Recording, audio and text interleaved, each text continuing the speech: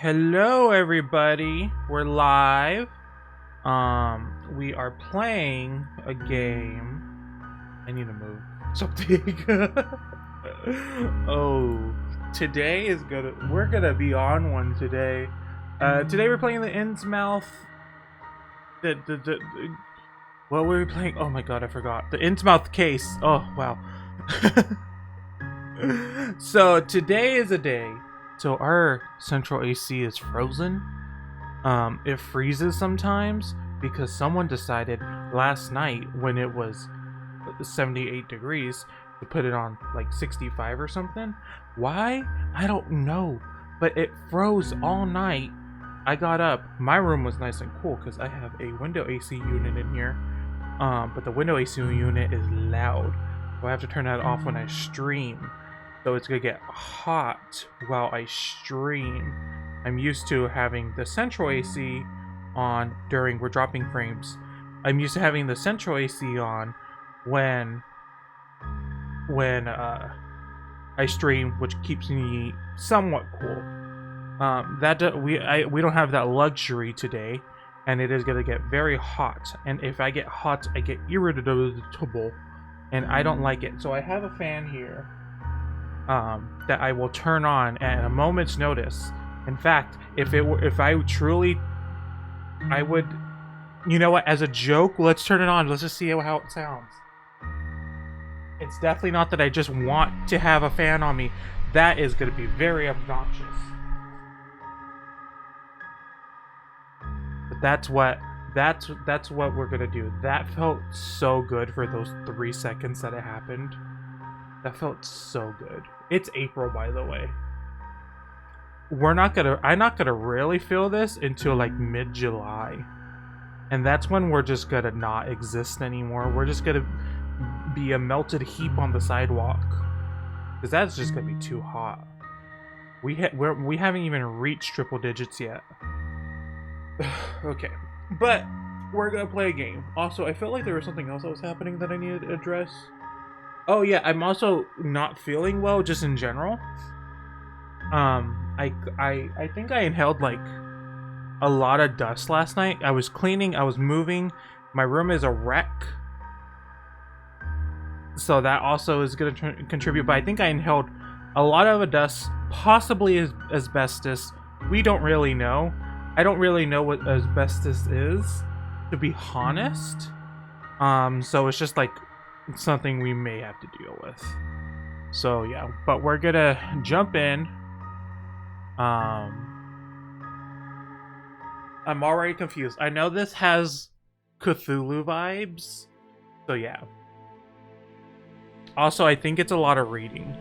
I think it's gonna be a lot of reading. This is a text adventure. We are fans of A Strange World of Innsmouth, but we recognize the problematic beliefs of H.P. Lovecraft. This game has been produced by a group of people who believe in inclusion and equality. I love that they included that. Thank you. Also very loud.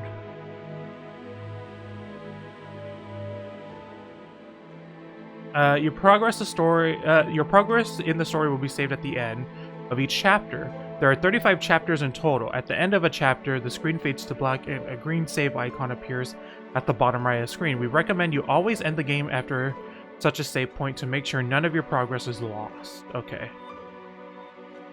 Boston, 21st September. The last rays of sunshine filter through the blinds of your empty office. The pathetic stench of whiskey, cold cigarette smoke, and canned ravioli fills the air. The screeching tires and constant beeping of car horns out there on the street tell you that it's gone 8 p.m. People are on their way home, finishing their day. You should join them. You decide, stay at your desk or go home. We're going home. It's the end of the workday. You breathe a deep sigh. It may not have been a successful day, but at least it's over.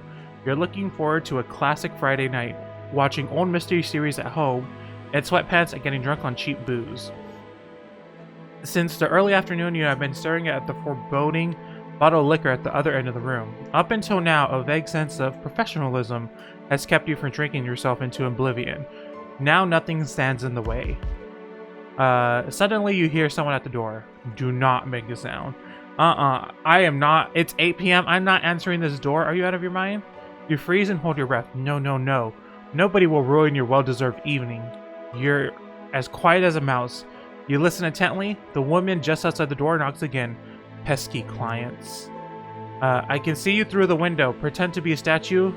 Give up and let her in. No, pretend to be a statue. This is messing with your evening's well-deserved relaxation. You're still not moving. With such little luck, the stranger will give up and leave you alone. You hear the doorknob twist. Say, who is it? Hide under this. Hide. Not on your watch. With cat-like reflexes, you speed at a speed you usually only reserve for eating chocolate cake. You dive under your cake. You dive under your cake. You dive under your desk. Your nose presses against the worn office carpet. You really should clean up at some point. You hear someone enter the office. Hello there. What's up, my slime? Nothing much. It's just very warm in general. If trying to hide from your clients, you should make sure that your big butt isn't sticking out. Oh, so we have a dumpy. Oh, love that for us. You hear her walk away. The door slams shut. She's gone. You did it. Not only can you finally go home, but you also found some small change and a half-empty tobacco pouch under the table. Today wasn't so bad after all. You look out the window at the parking lot. A glamorous woman gets into a rental car and drives out of the parking lot at full throttle. You wonder what she wanted. Whatever it was, it'll have to wait till Monday.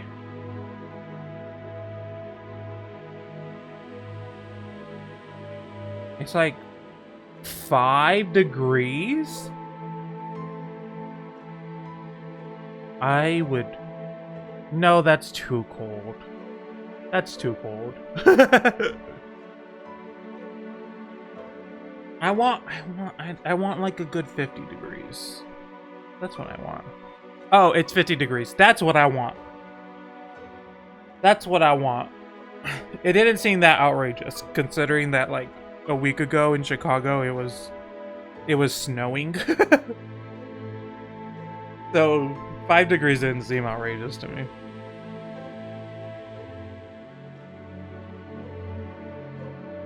But I would like a 50 degree right now. Now, not only can you finally go home, we also found some small change. Today wasn't bad. Oh, okay. Yeah, we read that. Finally, you stretched out onto your couch and the black and white mystery series flickers on TV.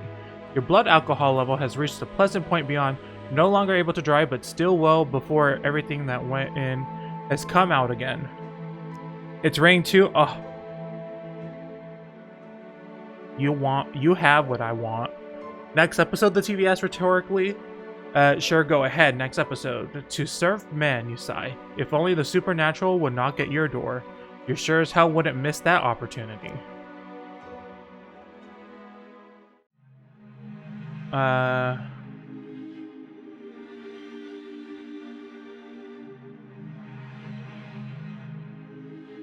I don't know what this is.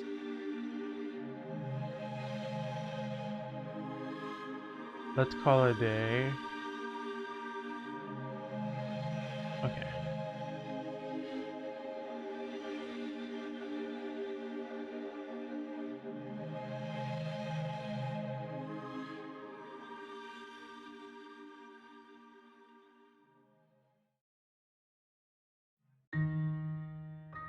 I'm confused.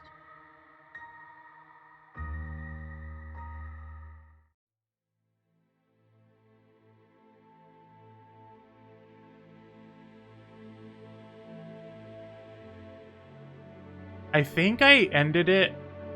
I think I got one of the endings. So that's my assumption. I said no adventure. Okay, I guess we have to go through adventure. So this is the exact same of what we had before. Oh, can I not skip this text? If you can't skip this text, a game that ends very quickly shouldn't be a thing. Okay. Let's stay at our desk.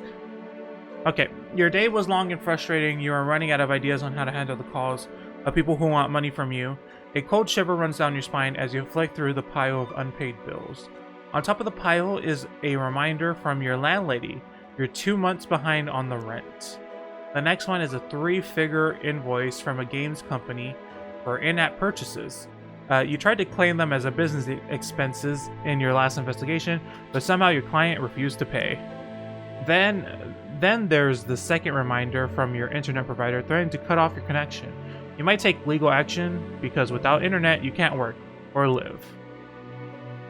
You really need a lawyer or cigarette. Let's do more in-app purchases.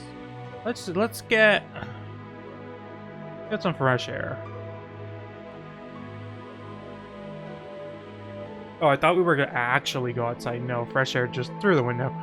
You jerk open the blinds. Amongst the dust, the last rays of light shine into your eyes like a laser sight in a spy flick. It takes a few seconds for your eyes to adjust. Your gaze settles on the Horns and Hooves pub across the street. How many simple jobs this dive has given you? Jealous wives whose husbands you had to spy on. All you had to do was lie in wait at the window and take pictures of them coming out of the dirtiest hole in town. I mean, that's what they used to call me. No, that joke doesn't work for me. You close the window before you see anyone. I would actually need to get with people for that to work with. You breathe a deep sigh. It may not have been a successful day, but at least it's over. You're looking forward to a classic Friday night, watching old mystery series at home in sweatpants. Okay, yeah, we got there. Since the early afternoon, you have been... Yeah, we read this part already. I wish you could skip stuff you read. Say who is it? Okay, this is new. The door slowly cracks open with a timid creak. The unknown guest pauses. Then, in a breathy and melodic tone, you hear a woman utter, "Hello." Your insides cramp. You suddenly realize that you haven't cleaned your office at all this year. Quickly try to invite her in. Oh, hello, Miss Thing. By the light of the desk lamp, you now see more than a silhouette. A breathtaking woman lights up your office. No doubt older than 40, maybe even 50, hard to say. Clad in black, a skin-tight dress culminating in a... I don't know how to pronounce that word. In Texas, French people, they don't exist. That seems to defy the laws of gravity. We're not Louisiana. French people don't exist here. A smoky eyeshadow as dark as algae washed ashore. Blonde, coiffed, wavy hair under a dark beret. The faint light of the setting sun catches in the strands of her hair, and you wonder how many heads this woman must have turned during her prime. She's completely different from your usual customers. Nervous bankers with sweat stains under their armpits, convinced their wives has something going on with the mailman. Every move she makes is calculated grace. Smooth as an eel, she walks towards you and sits down on the corner of your desk. Determined, she walks towards you and sits down on the corner of your desk, which is a little bold. It is a little bold. Without asking you first, but as a professional, you're not giving anything away. She seems to want to play the seductive damsel in distress.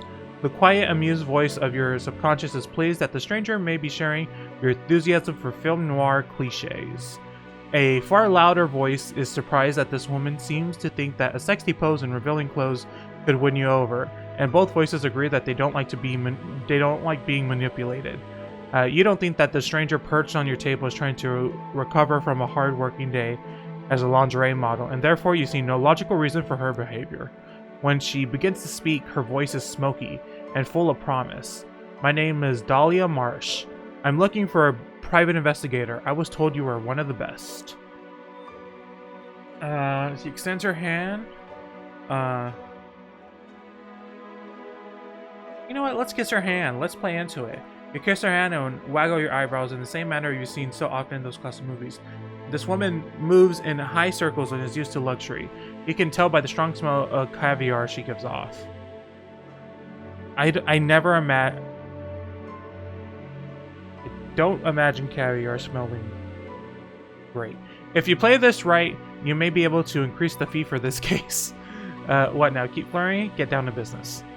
It's about my daughter Tabitha. She has disappeared. You're pulling out a paper and pencil. This is going to be a walk in the park. A walk in the kidnapped kids park. Well, when did you last see her and where? The woman puts on a fake smile. We live in Innsmouth. It's a small port town north of Arkham. You frown. This is a bit vague. What was your child doing when you last saw her? What hobbies does she have? Oh, you know, kid stuff. They just run around and play with their yo-yos, that sort of thing. Dahlia nervously combs her hands through her hair. Ask about the father. Always ask about the father. What about Tabitha's father? Are you separated? Often children reappear with family members. Dahlia smiles sadly. My little ones can't swim well enough for that. Oh. Your pen remains in the same spot on notepad. What was that supposed to mean? Well, it makes more sense when you... She fucked Cthulhu. I mean, wouldn't we all?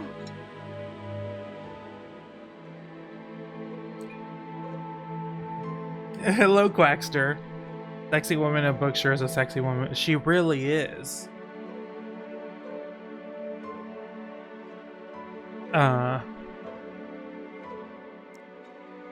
Let her talk. Let her talk. Dahlia turns her gaze away from you and looks dreamily, no, longingly out of the window. Her father was a fisherman. Like most in the village, no, she fucked Cthulhu. I think this is all a ruse. She fucked Cthulhu. A few years ago, he went out to sea but never returned. His boat was washed ashore weeks later. His colleagues told me that he had finally followed the call of the waves. You keep quiet for a moment. Deceased family members are always a sensitive subject. My sincere condolences. She seems calm. Oh, somehow I always knew that moment would come. I think my husband is in a better place now, and at some point I'll join him. You take a closer look at Dahlia's outfit. Judging by her behavior and clothes, you never would have taken her to be a fisherman's wife. She isn't. She fucked Cthulhu. You inquire about more details of the case. More details. You come here for... And so is accused of fucking Cthulhu. I mean, it's true. There's a Cthulhu symbol everywhere. There's tentacles. Ooh, the tentacles. She had a good night. Probably multiple good nights. Dahlia nervously combs her hair. Okay. Does your daughter have any friends? Let's talk about friends. Does your daughter have any friends she might be staying with? Classmates, sports club members, anything like that? Dahlia silently shakes her head. Very strange. You're about to ask her. The girl at least has had imaginary friends. But you hold back. Yo-yos? Hold on, yo-yos? Ring ring? Can you hear that? It's the 90s calling, and they want their outdated toys back. Dahlia blushes. Normally you would find this quite attractive, but this case of a missing girl beckons, and you're utterly unconvinced by the way this woman pretends to be a mother. Confront her. Something fishy here. You have a nose for this sort of thing. That's why you became a private investigator.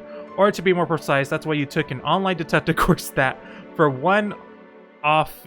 one-off fee, provided the necessary qualifications. It's time to take your visitor to task. Why did he come to me? Has your daughter really... Let's go. Why did he come to me? You get out of your chair. Innsmouth is several miles away from here. Why do you want to hire me? I wouldn't even hire myself. Dahlia crosses her arms. Why do you care? Do you want to be paid or not? Charge extra? Right now, I just want the truth. Right now, I just want the truth. You're sticking to your principles. I don't know. She didn't like that. She came closer. That's exactly what your instructor warned you about. Still, it feels good. Dahlia takes a step back and releases her tightly crossed arms. I already tried loads of other investigators. Anyone who seemed trustworthy, really, but no luck. That's why I'm coming to you. Ask more. She's only 8 and the sweetest girl you can imagine. She's been missing without a trace since last week. None of her schoolmates have seen her and no one knows where she might have gone. She hands you a photo. Look at this little munchkin.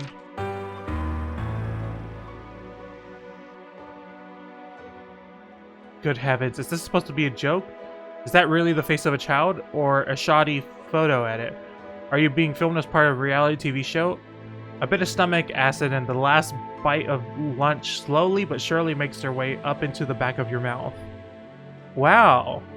Just talked about a child like that. What an asshole. Throw up in the drawer, swallow it, swallow it. With narrow eyes, they swallow the bile in involuntary pull face. Dahlia continues to look at you hopefully. She obviously didn't notice your little mishap. That was close and could have been unpleasant. I'm so desperate, her eyes lock with yours. Do you think there's something strange about your child? I don't want him. Let's ask about the child. Taking life into your hands, you ask the mother, do you think there's something strange about your daughter? It's called puberty. You should try it sometime. Also, this has nothing to do with the case. She looks at you contemptuously. Cave in. You fall silent. The woman's face has turned red with rage. You have been too honest this time. Was your family right all along with when they told you that honesty was not always the best policy? Are you going to take the case or not?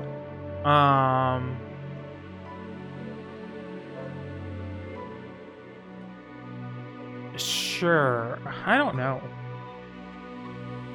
Seems a little freaky, but there is a missing child. Let's try it.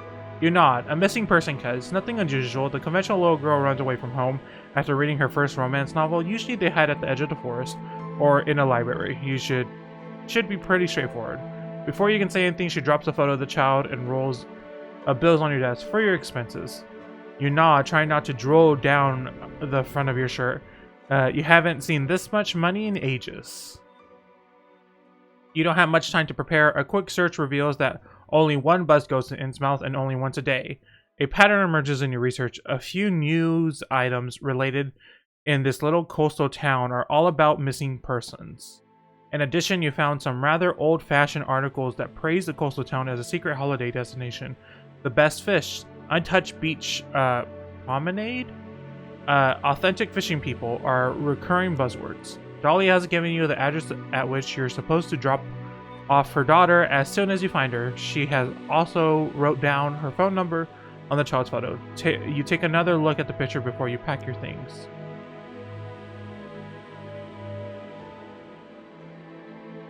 The next morning you travel by bus.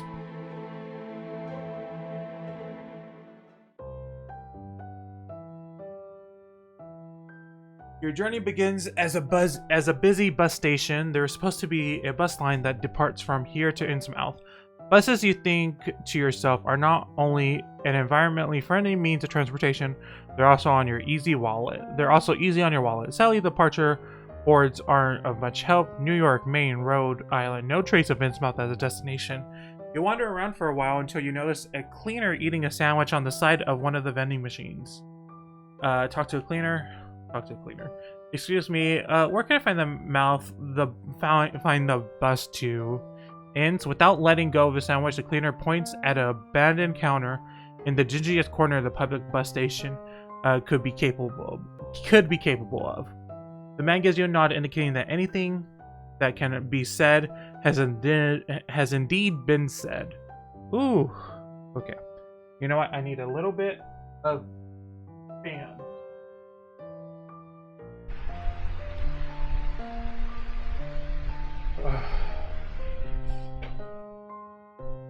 Okay. That cooled me down just enough. I just needed a little bit of air. You find that the counter is elaborately decorated with cobwebs. It's a bit early for Halloween preparation, but at least someone's made an effort. At the moment, nobody seems to be there. You press your face against the plastic window to peer into the room behind. Hello? Hello, is anyone in there? I have to go to Innsmouth. No one there. Suddenly, out of nowhere, a bus ticket appears on the counter. Might the trip be free? Let's leave a donation. You're a staunch defender of the law. It goes without saying that you pay. You put a few coins in the bowl underneath the foggy glass window. Hopefully, they won't be stolen by the next passenger. Even if you were sitting behind the counter, you wouldn't be able to see them. It's just too dark. You're distracted for a few seconds, and suddenly there's some change on the counter. What's that amongst the coins? A small golden fishing hook. How strange. Where's this bus hiding? It's between the polished greyhounds and the travelers stowing their luggage, saying goodbye and dropping Tiredly into their seats, there's a kind of dumpster. A dumpster with windows and wheels. No, it's actually a bus. It's a bit rusty, a bit on the rusty side, and even from a distance, you sense the strange smell it emits. Is that sulfur? You're convinced how things is supposed to drive. You're not convinced how this thing is supposed to drive. In its vicinity, everything is noticeably to be quieter than all the other bus stops. The people getting on show no signs of emotion. Nobody's trying to jump the queue here. Instead, the passengers move past the bus driver at uniform speed, one after the other, shuffling up the creaking steps. Each two-seater bench is occupied by individuals, as if they want to make sure not to come into contact with their fellow passengers. The sign clearly says Innsmouth. No departure times, no stopovers, just Innsmouth. Undecided, you're standing on the stairs of the bus. Talk to the driver, show your ticket.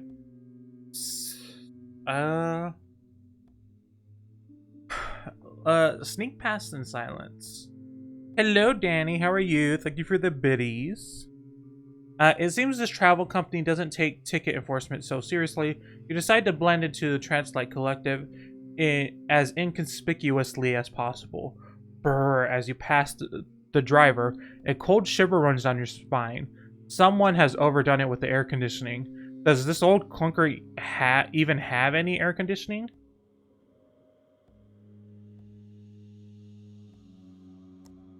You shuffle sideways through the center aisle. You don't remember the bus looking this long from the outside. You are surrounded by shabby two-seater benches, and some are already occupied. One traveler per row. The last bench is free. Looks like the upholstery torn in some places, though, or has it been slit open? You can see spring with sharp wire edges and some sticky liquids seem to have leaked onto the floor. Why didn't you just sit down in one of the free rows? Here in the back, almost everything is occupied. Most of the passengers seem to have purposely sat in the aisle seats, blocking off the window seats. Maybe this is an opportunity to get closer to the common Innsmouth visitor. Sit down with someone? I'm gonna go to the rear. How are we feeling? We're feeling very hot, very warm today. I have a fan that I will turn on periodically. I should maybe mute the stream when I do that, but I haven't because I thought it would be funny. Sit down with someone. The way to describe that back seat was really bad, and I think I would sit down with someone. As a nonconformist, you join one of the passengers in a double seat. Since only one man was considered as to sit at the window, your options are limited anyways. As far as you can tell, the man is a haggard figure with barely any luggage. The hood of the gray jumper pulled far onto his face. The man looks onto the street as if something very important is happening there. That requires his attention. Is this seat taken? You ask politely. He turns his head and gives you a brief once-over. Oh, okay. Without saying a word, he turns away again. Sit down anyway? Sit down anyway. Alright, that wasn't a no either. You sit down and regret it instantly. The smell of sulfur is now overpowered by something else. Something that smells like it's been in the sun for too long.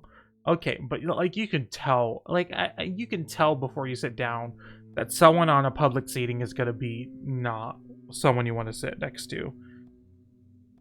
And I would imagine a private investigator having those skills. Doing okay. I had to work last night and now I'm just chilling at home. Nice. You're trying to catch a glimpse of what's under the hoodie. Does this person have a genetic defect? Why is that where we go with? That doesn't feel right. Is he malnourished? You're not sure exactly what the problem might be, but you're trying to stay professional. Talk to a stranger, awkward silence. It may not have been the best idea to sit next to an unpleasant-smelling stranger. It's almost unbearable, and you still don't know exactly how long the trip will take. You take a look at your surroundings to distract yourself a little. The people all look incredibly tired, so you assume they are recovering from some physically demanding work in the city, or from a techno party. The two of you sit next to each other and silently, and the air seems to get worse and worse with every passing minute. of this very long, very long ride. You can move at any time, by the way. The bus leaves the country roads and turns off at the wooden sign that says Innsmouth in red flaky letters. The journey continues rather bumpily along the narrow dirt road, littered with numerous potholes. In the distance, some houses are already visible, seagulls circling the roofs of the outermost edge of the city. Slowly, all passengers take their bags out from under the seats and get ready. Curious, you look through. Let's look through the side. That's odd. The bus passed by a huge... What is this? A scrapyard? Parking lot? Why would something like this be right here outside the city? You pass another wooden sign whose half-peeled writing advertises the Innsmouth Park and Ride area. A lot of cars look like they've been sitting here for years. Sand covers some of the bonnets and windscreens. The front door of the bus opens with a squeak, and you join the monotonous line of locals stepping out of the bus as if in a daze. Almost walking in step, you all get closer to the exit. As you walk down the steps, you have to protect your eyes from the sunlight. Turns out the windows of the bus were tinted. The other passengers shuffle off.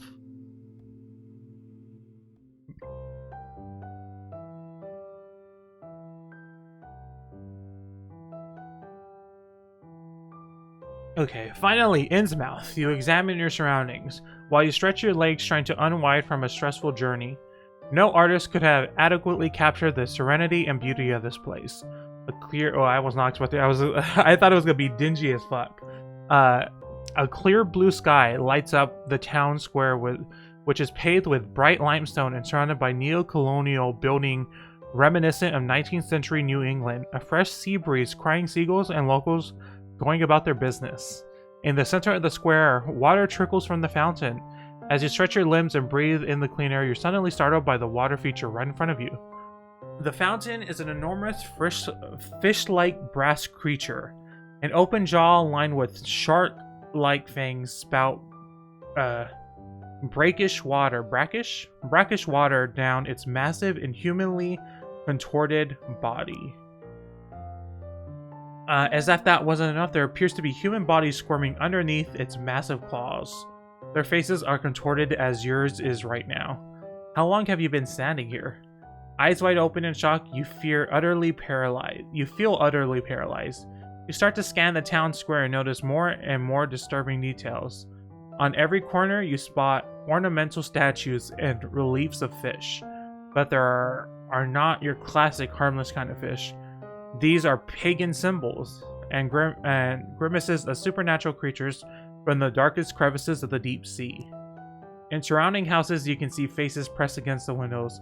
Although locals appear to be watching you, you suddenly think that the cries of the seagulls sound particularly human-like. They sound like humans crying out in pain.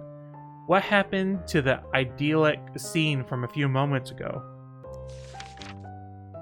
Okay, totes creepy. Welcome to Innsmouth. Turn around.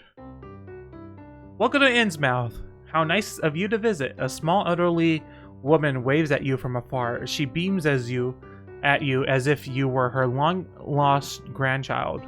She seems very different to the boors you met so far on the bus into town. Her squealing shakes you out of your nightmarish panic. It's so good to have you here. I've noticed you're very taken by our local fountain. It was built in 1704 by Dual Necrotis, favorite artist and friend of Charles Dexter Tillinghast, the founder of Innsmouth. The central figure was a present, and it was supposed to commemorate their travels together in Cairo.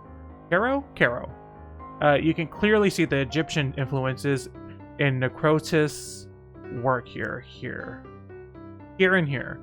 She points wildly in every direction, and here. But I'm sure you already noticed this yourself. You look like someone who knows the ways around art, she says with a wide smile. You're still in shock. Who the hell are you? Sure. Oh, have I not introduced myself? I'm ever so sorry. In front of you now stands a small, plump person in a tasteless costume. Your rudeness doesn't seem to curb her enthusiasm in the slightest. My name is Muriel Pooping Place. Muriel Pooping Place. I'm the director of the Parks Commission, chief tourism officer, and head of the welcoming committee. Ta-da!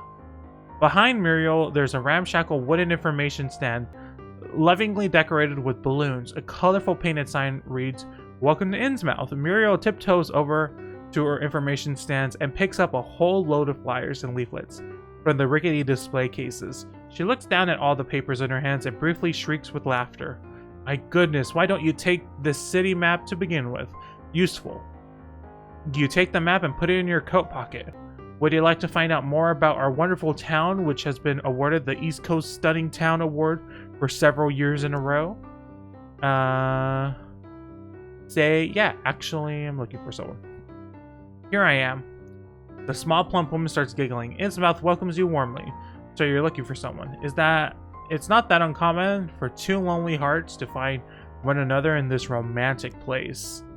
Muriel winks at you. Mention the missing girl. You see, I'm looking for this girl. It's always about a girl, isn't it? Tabitha March, 8 years old. Her mother asked me to take on a case. You take out the photo, Muriel immediately rips it out of your hands. Oh, what a cutie, but I'm sorry to say I've not heard anything about a missing girl.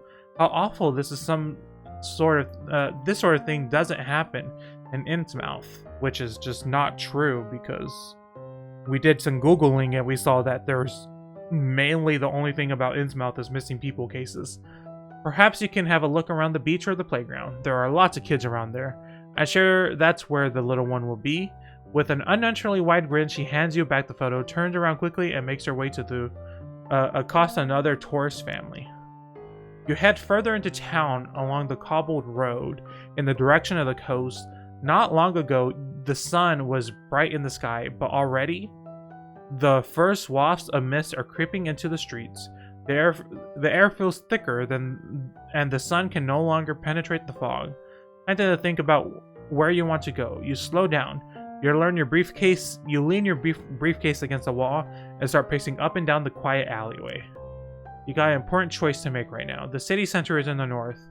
Even from afar, you can see the outlines of old, ornately decorated buildings in the main town square. Here, you should find the police station, the main shopping street, and of course, the town hall.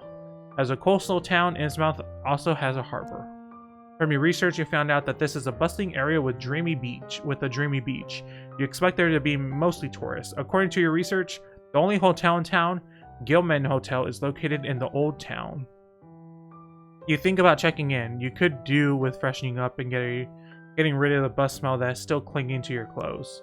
Just as you're about to set off, your heart leaps into your throat. You've forgotten your briefcase. This has never happened to you. You usually took good care of what little you possess. There's nothing you can do about this now. You'll have to wait until you return your return journey to find out whether someone has handed it to Lost and Found. Still, you could swear that the briefcase was already gone when you got off the bus. Let's go to the hotel.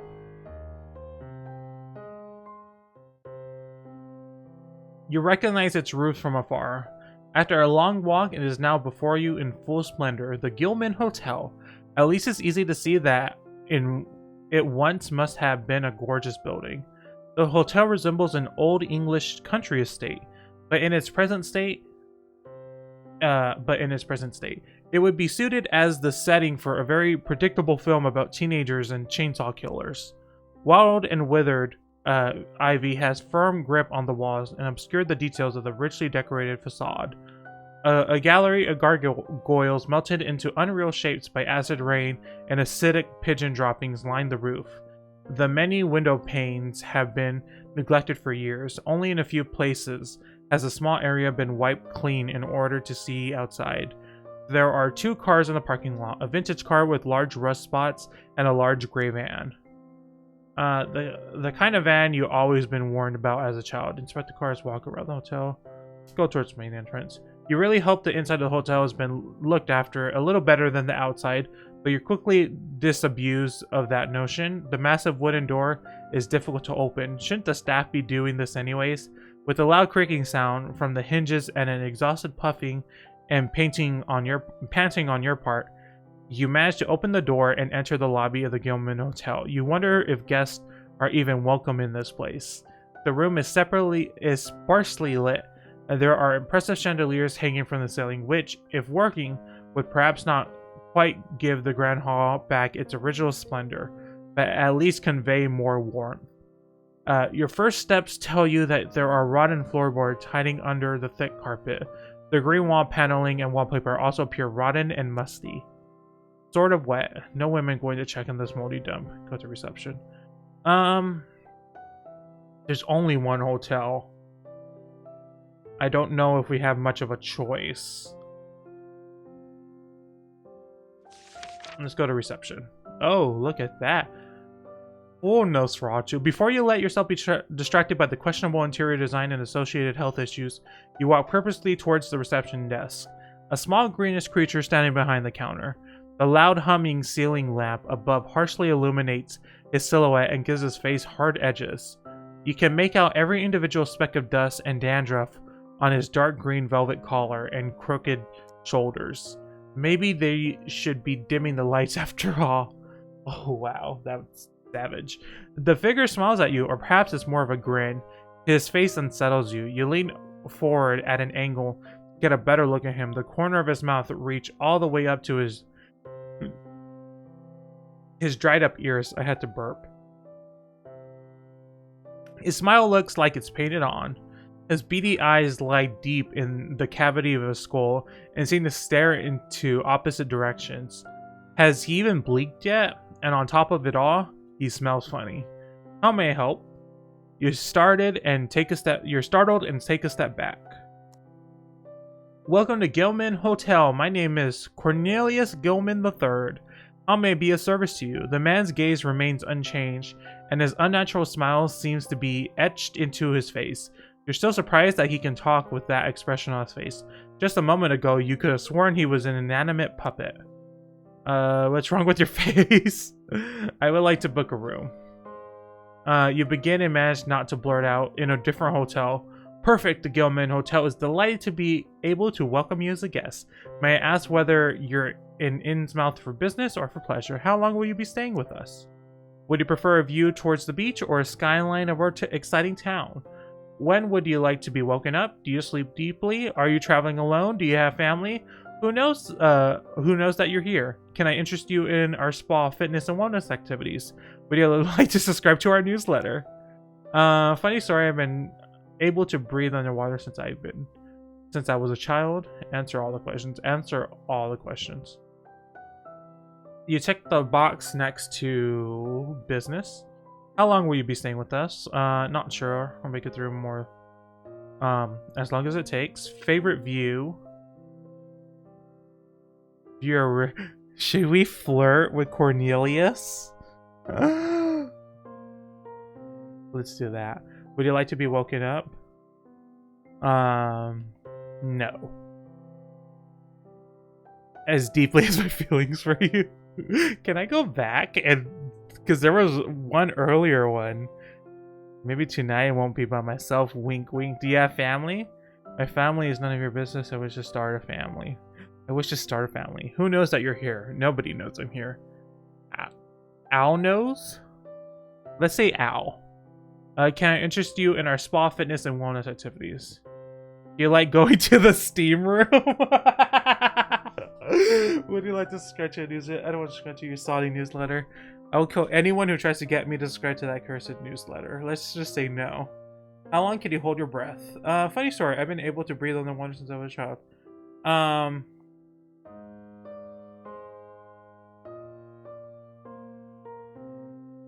Let's say that. Are we done now? Can I go to my room? The concierge expression did not change a tiny bit for the duration of your conversation, let alone did he blink. Thank you very much. That was all I needed to know. Now all you need to do is sign here. He tilts his strangely shaped head over to the guest register. Impatiently, you sign with J-Do.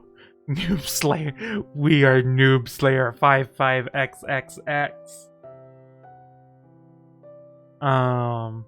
Sadly, we're all booked up this season. There's only one spare room. Here's your key for room 666. Enjoy your stay. You look at the key which has magically appeared on the counter. Then your eyes slowly wander past the man to the wall where countless other keys are hanging. Continue search. Go to your room. Book wellness sessions. Let's go to the room. You look at the golden panel with the layout of the different rooms and floors. Room 666. There it is, 4th floor, left wing of the building. You walk up the stairs to the upper floors, but you can still feel the eyes of the concierge on you. Panting, you finally reach your floor. An almost endless corridor spreads out in front of you. At the other end, you can see a figure who seems to be as lost as you are. Didn't the building look much smaller from the outside? As you walk down the corridor, when you notice the figure approaching you, your brain is mentally preparing itself for benign hotel small talk. But wait, it's you! You walk a bit further and realize you're standing in front of a mirror. That's why the corridor looks so vast. The mirror marks a fork. According to the room numbers, your room should be further on the left. In the corridor towards the right, you can see a small yellow sign on the floor, maintenance. Go to my room. After 2 more confusing turns and giant mirrors, you reach room 666. Finally, you're going to drop your stuff and take a nap. Good plan. Of course, the door resists being open. You jerk the key back and forth in the lock until you hear a satisfying click sound. A soothing warmth hits you as you enter the room. Immediately, the synapses in your brain switch into energy-saving mode. The trip to Innsmouth has probably taken more out of you. More than you had thought. You don't even notice the rest of the room. Rest. Your hand glides over the tightly pulled bedspread. No dust, that's a good sign, right? You carefully sit down on the edge of the bed, just to make sure the mattress doesn't explode upon contact. You're delighted that there's no explosion. You take off your coat and shoes, then stretch out on the bed. I will always find a way to flirt with a man. I mean, why not? Just single men out in the city. I'm here for a good time. A mild but all-encompassing pain that you hadn't even noticed before melts off your spine. Everything is warm and pleasant. You feel free and weightless. Young people call this a power nap. You close your eyes for 10 minutes, then you'll be ready for the rest of the day. Sounds completely convincing. You close your eyes and snooze away.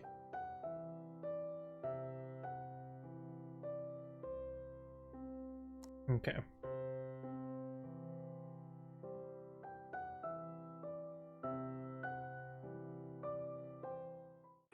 You transition fluidly into your dreams. Ooh, scary music. You've only just closed your eyes and you've already somewhere else. Suddenly, your worries are very different. You're running in a desolate gray maze of winding alleys. You can hear the cheerful laughter of a small child. Not children, just one child, which is as scary. If only you could catch up, you could save the child and take them home safely. You sprint down the path and turn around the corner, then around another. The alleyway stretches out in front of you, but there's no person to be seen anywhere. What was that? Was that a shadow at the corner of the street back there? A silhouette of a figure? You realize someone is following you. Run faster! Don't turn around. The figure in the distance has already disappeared behind the next corner. Maybe you can still catch up with it. The alley wind through the town in confusing ways. Nothing makes sense anymore. Whenever you move, you never arrive in the place you expected. It feels as if, slowly but surely, you're walking right into the jaws of a massive monster. All of a sudden, the walls close in on you, and the path becomes so narrow that you have to walk sideways in order to fit through. Whatever is behind you is getting closer. Squeeze through. There must be another way. Face the creature. There's no point following this endless labyrinth forever. With bated breath, you turn around and look down the street you just came from in order to face whatever is pursuing you. No matter how hard you try, your eyes refuse to look directly at it. The tentacled meatball right in front of you seems to be a small outgrowth of the much larger but also shapeless and impossible creature that's following you. You begin to despair. Look at it directly. It wasn't so bad after all, you thought when you opened your eyes. Oh. Panting, you wake up. In one panicked movement, you throw the blanket off the bed. What a nightmare. At least it's over now. Your room is still plunged into the greenish light from the moon. It's still the middle of the night. Sleep is out of the question for now.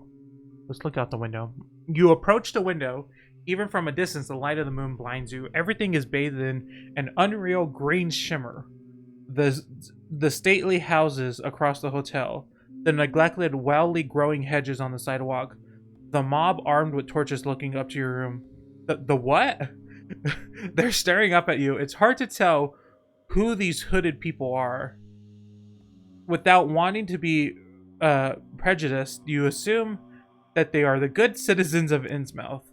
Some of the figures point with their torches to your room on the higher floor, then they limp towards the hotel entrance. You briefly wonder if these kind people might know anything about missing children. I would run. With your heart pounding, you grab your trench coat and tiptoe to the door.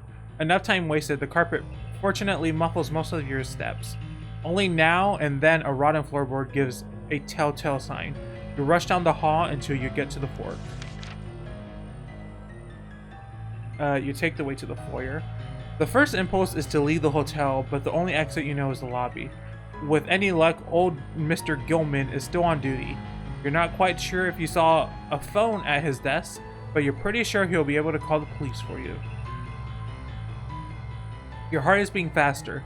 You run through the corridors and then you run straight into the mob.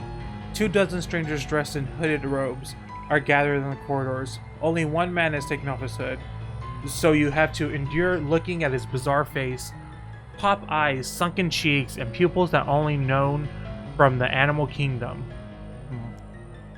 How nice of you to join us, he croaks with obvious satisfaction. We were short on time anyways. Oh, okay, so they start chanting. One of his arms reaches up to take a swing at you. In the dim light of the foyer, you make out something shiny that it's only there for a fraction of a second. Then all of your attention is focused on your throat. All of a sudden, it's impossible to breathe, and there is a pain that spreads mercilessly. The stranger keeps repeating their strange sentence while you sink down to your knees. You can feel blood running down your neck. I think we just died. You gaze down on the carpet. Despite the darkness, you think you can make out a few blurred dark red spots on the fabric. But maybe you're just imagining things. I think we died.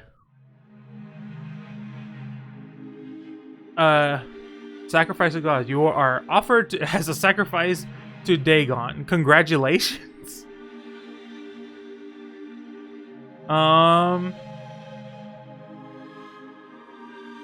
Okay. Load last chapter, I guess. Okay, so we're in our dream.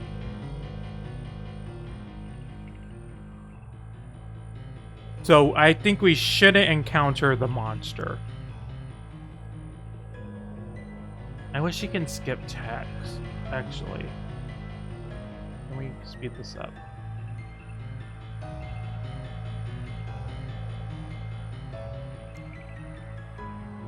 Run faster. Squeeze through. You squeeze yourself further along the narrow pathway. The walls are now so close that they're starting to tug and scrape on your clothes. The back of your hands start burning too because you keep scraping them on surprisingly sharp edges of the rough bricks. Carefully but swiftly you walk along the alleyway. It almost seems to you as if the walls were built so that your body and your body alone could pass through it. A stencil and you are the shape. Turn around, keep going. Already the path has been darkly and poorly lit and you couldn't see more than a few meters ahead. But now it seems as if the deepest and darkest night has fallen. Your fingertips continue to glide over the rock wall. Inch by inch, you work your way forward. Something is definitely not right here.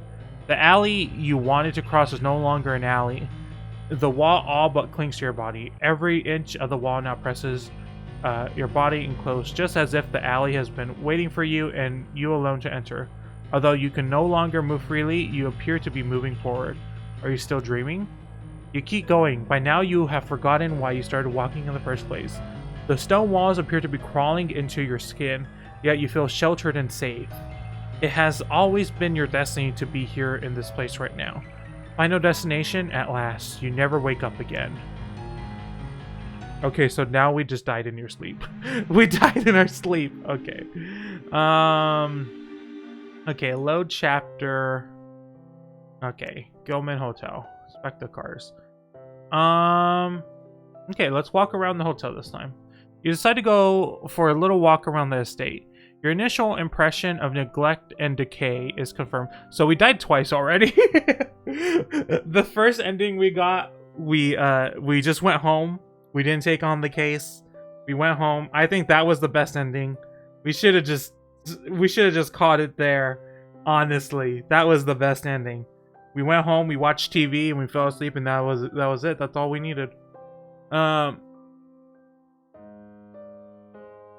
And then we died twice. Okay, you decide to walk around the estate. Your initial impression of neglect and decay is confirmed on the other side of the hotel. You pass a small garden, which once must have been very beautiful. That is until the person in charge discovers alcohol as more fulfilling hobby for himself. Between weeds and waist-high patches of grass, you find tons of bottles. Almost all of them are high-proof kind. Further back, you find piles of discarded furniture half hidden in the bushes. It seems as if they came from the hotel and someone was simply too stingy or lazy to call the bulk waste collection. The furniture seems to have been lying here for some time, and rain has made the wood wet and moldy. The chairs and tables are smashed, and the mattress is tattered and full of rusty brown stains. Oh. Without a doubt, let's say wine. Sure, the last leg of the tour takes you past the side of the exit of the hotel. Judging by the smell, there's fish on the menu, and the garbage truck clearly comes on a irregular basis. Yuck. Why would a business that relies so heavily on first impressions let the facade of their building deteriorate like this? The Gilman Hotel is probably only one of its kind in Innsmouth. It's either staying here or sleeping on the beach. You really hope the inside of the hotel has been looked after a little better than the outside. Okay. Okay, your room is sparsely lit. Yeah, okay. So we could just leave? That's not what I would do.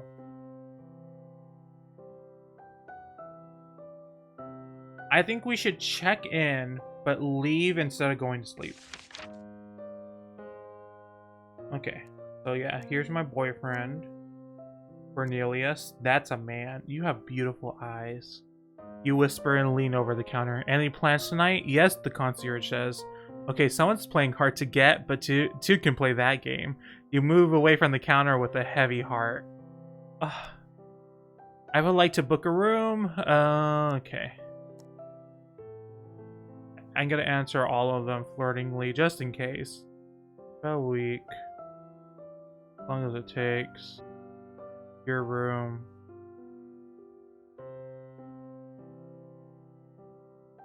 As deep as my feelings are for you.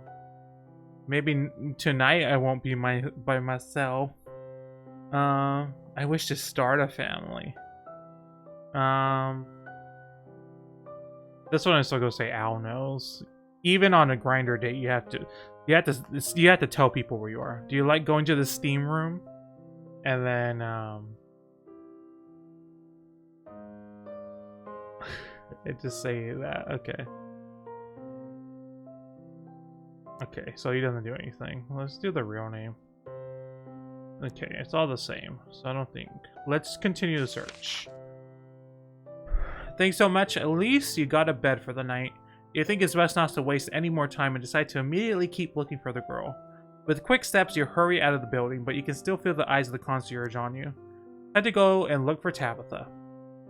The harbor, the town center. Let's go to the town center. At least we haven't died yet. Innsmouth Town Square. The beating heart of the city, a big attraction for local tourism. It is animated by groups of visitors who are chatting away in the sun. A lot less animated are the lethargic locals who are lurching around the square. A rather creepy-looking fountain is in the middle of the square. A gigantic fish-like stone statue stretches its claws towards the sky, with water flowing out of its menacing jaw. The water sprays into the air, providing a refreshing breeze to the tourists sitting around the edge of the fountain. Looking at it closely now, it all rather looks like a giant drooling fish monster.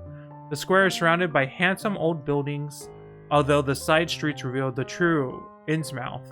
Crumbling facades, just far enough away that the average tourist doesn't notice them immediately. You also notice that the mean grimaces of gargoyles sternly look down onto visitors from the corners of their buildings. You make a mental note to block out the Innsmouth architecture in future. At first glance, you can see the town hall and a police station behind the fountain. There should be a few more public facilities nearby, but you don't notice anything right away. Let's go to the police station. You enter the precinct and find yourself in a small foyer. A counter separates visitors from the actual office of the police officers on duty. It's standard practice observed even in a cranky little town like Innsmouth. A chilly, not particularly inviting old building with only a single narrow window on the northernmost wall. The room is bathed in a yellowish light, but rather than a warm glow, it's much more like a warm sick. Yellowed wallpaper is about to come loose from the walls, probably a process that has been ongoing for years. The exciting finale of which you can witness today. Almost every one of the poisonous green tiles on the floor has cracks on the or other small damage. A policeman is on reception desk duty. He looks at you through dull eyes. The police station gives off the same lethargic vibe that you come to expect from Innsmouth by now. But who knows, maybe they can help you anyway. You look around, talk to the guard personnel. Okay, you get down to the point. The life of a little girl is in danger. The wooden floorboards creak under your shoes as you approach the cop. They sound like moaning of an audience somehow in the distance. That one felt good, I will say. That was a good burp. That one was building for a while. I need to turn on the fan again.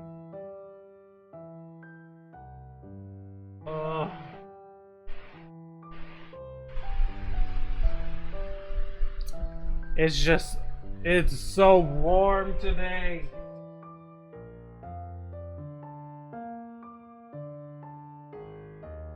Okay. I just need a little breeze. I just need the air to move. It's just so still right now. Okay. The cop on duty has been watching you intently ever since you entered the room. He clears his throat before talking to you.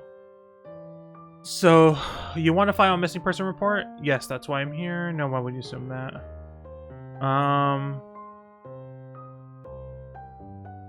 Days hotter than the hotel check-in guy. Cornelius. Ugh, Cornelius. That's a man. That's a man. Yes, that's why I'm here, you answer truthfully. You're a little startled. How does he know this? Can he read your mind? Perhaps you think to yourself he should quit his job and make a lot of dough playing blackjack in Vegas. The cop rummages around for a notepad and pen. How do you know that? Ask for help for... I don't care how he knows it. So, please let me know all the details, the cop interrupts in a monotonous and bored voice, his eyes trained on his notepad.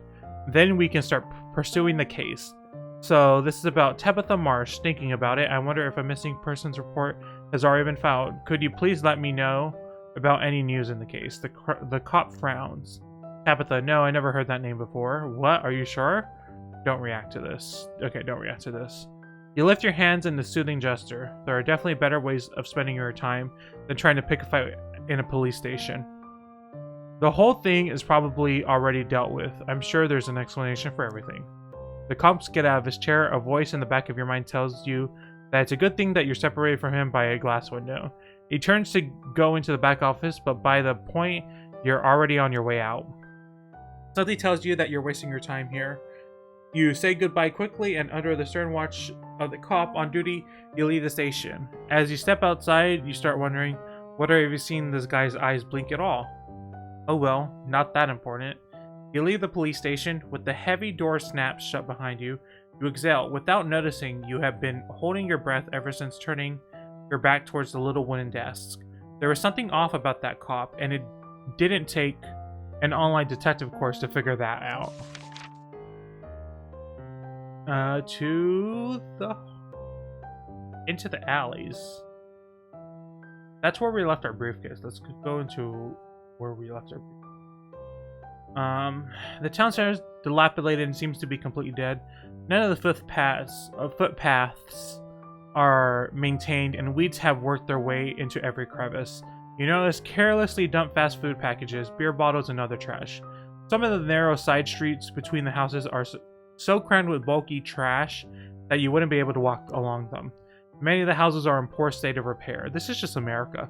Cracked windows, loose wooden boards hanging off the walls, and doors nailed shut. It's impossible to tell in which color the houses were originally painted. You are struck by a bad stench several times, the cause of which you would rather not investigate. As you keep walking, you get to a kind of shopping street with a number of small shops. Half of them seem to be abandoned. The first shop on the corner is a snack bar. It's named Joe's Pizza and Burger. Joe's Pizza is like my favorite pizza shop here that I know of because we only eat fast food pizza, and Joe's Pizza.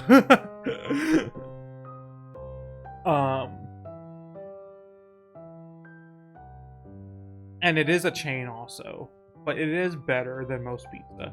Right next to it, there is a shop for fishing gear, then a hairdresser just a few doors down. In that shop window, you can see faded photos of the trendiest haircuts that the 1970s had to offer.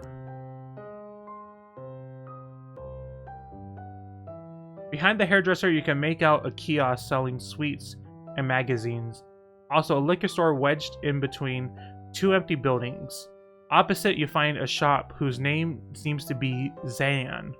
Judging by the window, it's a music store. At the other end of the street, there are buildings with the inscription Arkham Accords. The letters are made from neon tubes, but some appear to have been burnt out and never been replaced. Maybe some of the shopkeepers will be able to tell you more about your client.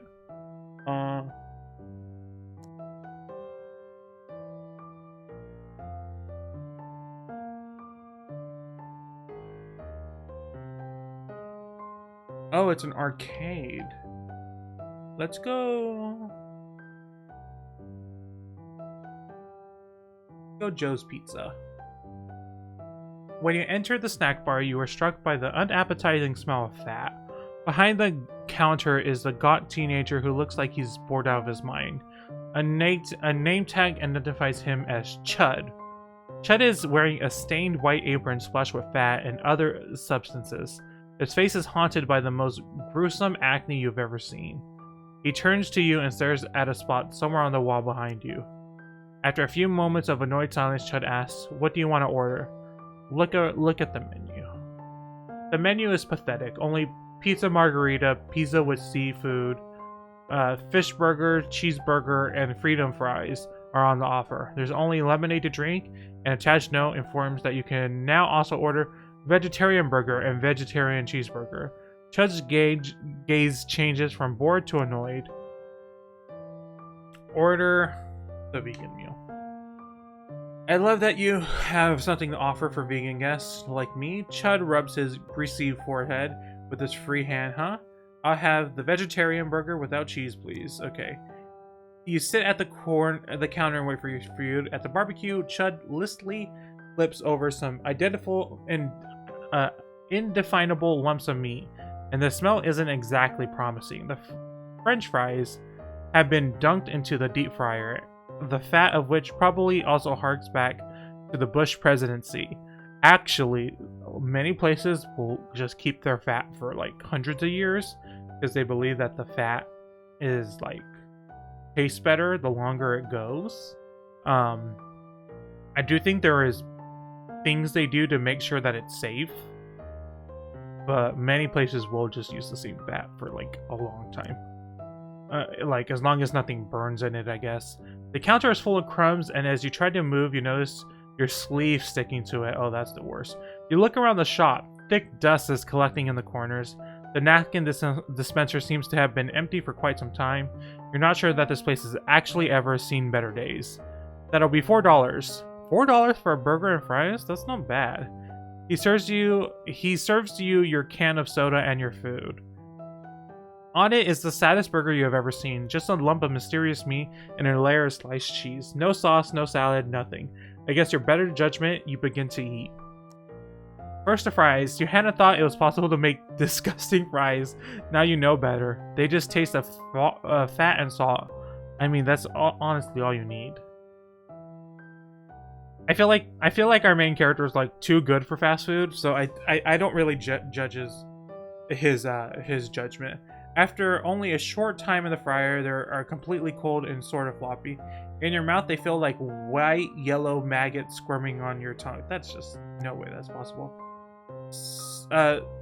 Septically, you bite into the burger. After 2 bites, you put the burger aside. You try to flush down the taste with lemonade, but the drink is warm and stale. Okay, there's just bad. You decide to take away the rest of your food for later consumption. Or maybe the toxicology department will want to know details about what exactly it was that made you visit the emergency room that day. Mention the missing girl. Do school kids ever come here? Chud is obviously not interested in conversation. That's a really strange question. Do you know this girl? You're holding the photo of Tabitha up to Chud. She's gone missing and I'm looking for her. He looks at the picture with indifference. Are you going to order anything or not? Bribe him with a tip. Keep pressing him on the issue. What do you do for pleasure here in Innsmouth? The city isn't big. Where do kids go for fun? Don't know, man. That's a little girl. I don't know where they hang out. Chad behaves very much like someone who was a child not too long ago, but attaches great importance to not being one any longer. You estimate that he's around 16 or 17. Where do you see other kids that age in town? The little brats hang out around in the arcades most of the time. Maybe they know about her there. Come on, isn't there anything else you can tell me? But Chad's no longer in the mood for questions. In spite of further follow-ups, you don't get anything out of him. The whole issue seems to be extremely irrelevant to him. He breaks off conversation under the pretext of having to clean the kitchen. You watch him for a few moments while he tries to remember where the cleaning equipment is, but you doubt that there is any. Decide to leave the store.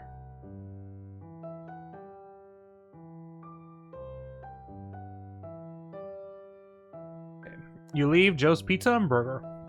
Your stomach signals to you that your actions will have consequences. Okay, let's go to arcade, because that's the only lead we have.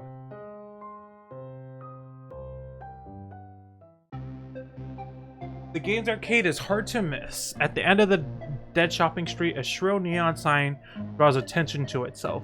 You think it looks rather retro, although the people in Innsmouth will probably think it's state-of-the-art design. As you approach, familiar sounds start ringing in your ears.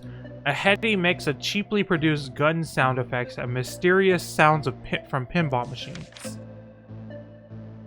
The cocktail of synth effects gives you a jolt of nostalgia, annoys you already. Happy memories flood your brain. Your first beat-em-up game when your opponent, a super limbo Septuagint, who played the boxer, ripped you apart, and all those exciting moments when you managed to win. The few tourist families who have ventured into the city center with you were all dragged in here by their excited children. Now that you pass through the gates to the realm of flashing lights and bad ventilation, it's extremely dark and the screens of the devices appear to be the only light source. Families, groups of teenagers, and individual children crowd together in front of screens to catch a glimpse of the games that are currently being played, or to have a shot at playing themselves. The arcade is smaller than the elaborate archway initially suggested by the equipment. Is not so bad for a small coastal town. Everything is I think we need to... Let's focus on the girl. No matter how tempting it may be, you don't have time to enjoy yourself. Tabitha might be one of the children running around here. Your gaze passes over rows of younger players, but like a moth drawn to light, your attention is pulled in again and again by the machines. Your resolve crumbles. All work and no play makes Jack a dull boy. No one will mind if you play for a few minutes. Okay, I don't get a choice. Did the plot not work? I didn't see. Let's just do that.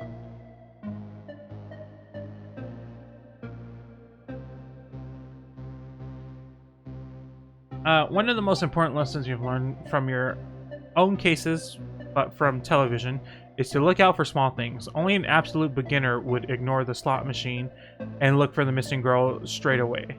You, on the other hand, are playing the long games. Maybe you will see her name token on one of the high score tables. Maybe you'll be able to improve your own reflexes, toughen yourself, and steel your nerves by playing a few rounds. A little girl is missing, but you rather play a round of a computer games. But don't worry, no one will ever find out. How often will you return to Innsmouth? You ask yourself. The answer, of course, is hopefully never again. So you might as well make the most of it and try to leave new high scores for posterity. Pinball machine, retro games, the first-person shooters, retro games. You can see a bunch of old machines which look like they're from the late 80s. There are barely any people here. A lot of the small screens show a swirl of flashing pixels that are barely recognizable as games. Some of them even have two colors. At least the games are cheap.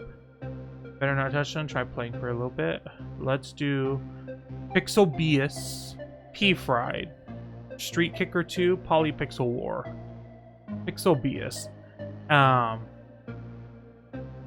At least you heard of the other games, but you never heard of Pixelbeus. The quarter machine looks incredibly old. You put what's the one they're parroting right now? Is it Polybius? It turns out to be kind of a puzzle with geometric shapes and colors. The soundtrack is super trippy. Your thoughts turn one final time to the missing girl that you're supposed to find, but when the game starts, you devote yourself entirely to it. Keep playing. The subsequent levels involve more shapes and colors, but no missing girls. Switch to another. Next level. The next level adds in numbers. Yeah, exactly what every child wants in their games. Maths. This is boring, you think to yourself. Stop playing. Keep going. Even more numbers and letters. Come on, you don't come here for an algebra course. Keep playing. The screen fills with numbers and special lines. Slowly, and a pattern seems to emerge. If only your nose would stop bleeding. Bleeding.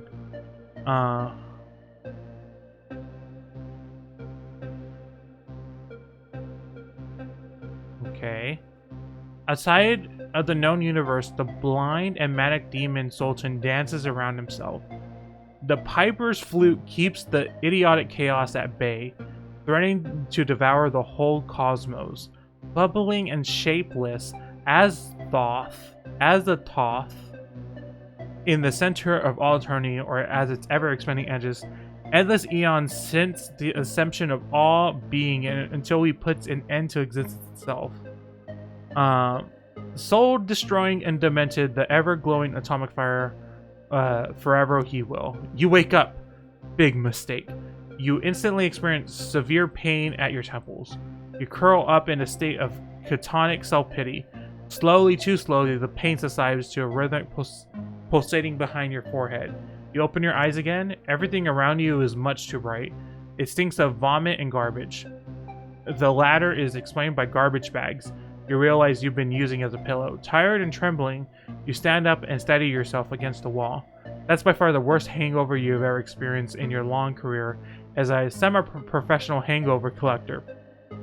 It's kind of hangover that's all other hangovers pray to in Hangover Sunday School. What's going on? You try to remember details about where you are right now and how you got here, your date of birth, anything. You touch your face and realize that your mouth is covered in dried up blood. Your memory slowly returns. Yes, you are in an alley behind an amusement arcade. You're in Innsmouth. You're looking for a child? Maybe, but everything after entering that place is gone. You seem to have been thrown out a back exit. There's an old beer keg on which some rainwater has pooled. You wash your face and stagger back, unsure of what happened. The evening has already begun. Have you really wasted the whole afternoon here? It's unfortunate, but a good investigator knows when to admit defeat. After all, you were paid in advance. It's time to go to the hotel. I don't want to go to the hotel, because then I'm gonna have to go to sleep, and then there's gonna be a mob of people that are gonna try to kill me. A gray veil covers the town. I think this is new. Although Innsmouth is a boring coastal town, you probably doesn't have a straight gangs. You feel relieved when you see the gables of the Gilman Hotel. On your way here, you distinctly felt as if someone or something was following you. You could swear there were shadows. They were only visible for a fraction of a second whenever you entered an alley. These fleeting shadows, they're still there lurking somewhere in the dark. You can feel it in your gut. You'll soon be safe. The growing paranoia, the constant glances over your shoulders. Soon you can forget all about that. Grabbing the bottle of Jack is the only movement required once you're in the hotel room. The parking lot in the front of the hotel is completely empty. Have all the guests left? Does Innsmouth even have a peak tourist season? Fortunately, the entry gate is not locked. In fact, everything seems to just as it did this afternoon when you left the hotel, not a soul around. The chandelier lights your way into the foyer, and the creaking floorboards welcome you.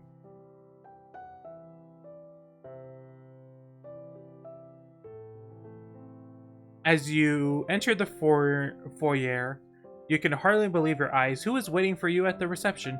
None other than Cornelius Gilman III. Ooh, my boyfriend. And you can swear he's exactly the same pose as he was which you left him. Greet the concierge. You can't just completely ignore the only other person in the building. You strolled leisurely to the reception desk and on Cornelius. Hi, nice to see you.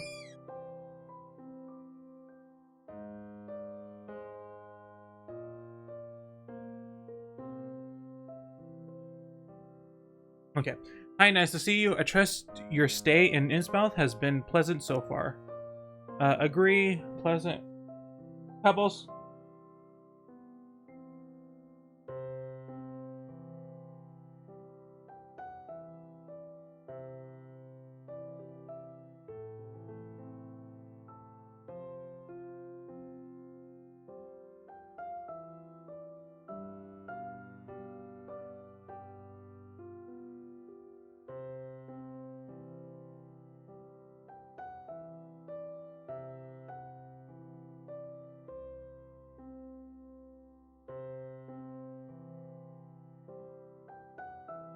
Okay.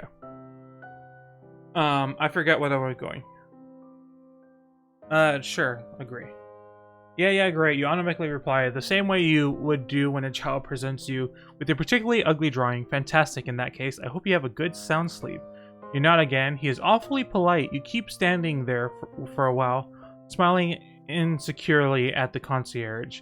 If this is a creepy smile contest, he definitely won. Not that it was ever in much doubt. Okay. Briefly consider your you walk on, then you stroll on and reach the fork of the stuff that you briefly consider your appearance. Simply gorgeous. Simply gorgeous. The sea air really agrees with you. Noble paleness on your cheeks, alert eyes, and your hairline high above your intellectual looking forehead. A good day. You venture deeper into the bizarre labyrinth of this hotel floor. You manage to find your room, and you only get lost once on the way. You quietly open the door and enter. Well, it's barely necessary to switch on the light. You walk towards the window and look out the starry sky. A huge, strangely green glowing moon illuminates your room like a spotlight. The whole room is plunged into a surreal glow. Unfortunately, there are no window blinds to block out the light. Off to bed. Let's freshen up. I'm trying to not go to sleep. Fresh armpits are what distinguishes humans from animals.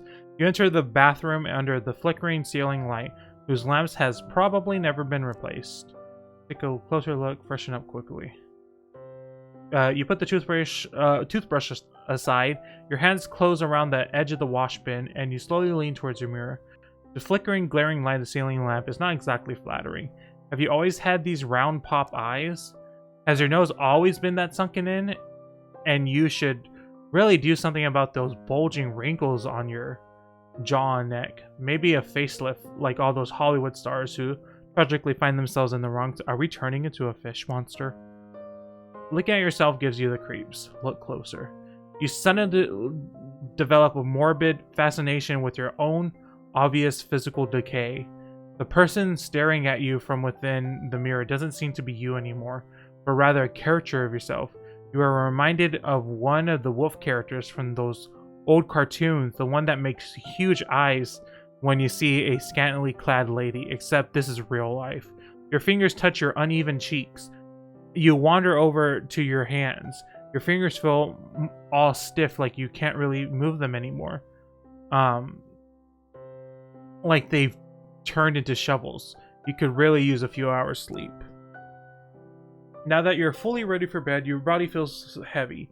You stand in the middle of the room. A warm, stuffy air gives you a pleasantly tired feeling. You're safe here. There might be incestuous maniacs on the streets, but here you are, safe from them. You drop to the bed like someone who has no intention of ever getting up again. Okay, back to the dream. Okay. Let's look over. You cast a hastily glance over your shoulder. Then you see them out of the corner of your eye. Shadows, but they're... A body man with patches of skin tear open. This is on you. Okay. Shadows, but they have repugnant bodies. You can't really put it any differently. You catch glimpses of oily skin, swollen boils, and even tentacles. But nothing stays in one place. Everything seems to be constantly moving around. A body in metamorphosis. Patches of skin tear open and close again with awful smacking sounds. You briefly catch a glimpse of that thing that was following you slightly. You know you've already seen more than you should have. That the short glance was more than enough. No human being can stand looking at this creature without completely losing their mind. It's right behind you. The figure in the distance has already disappeared behind the next corner.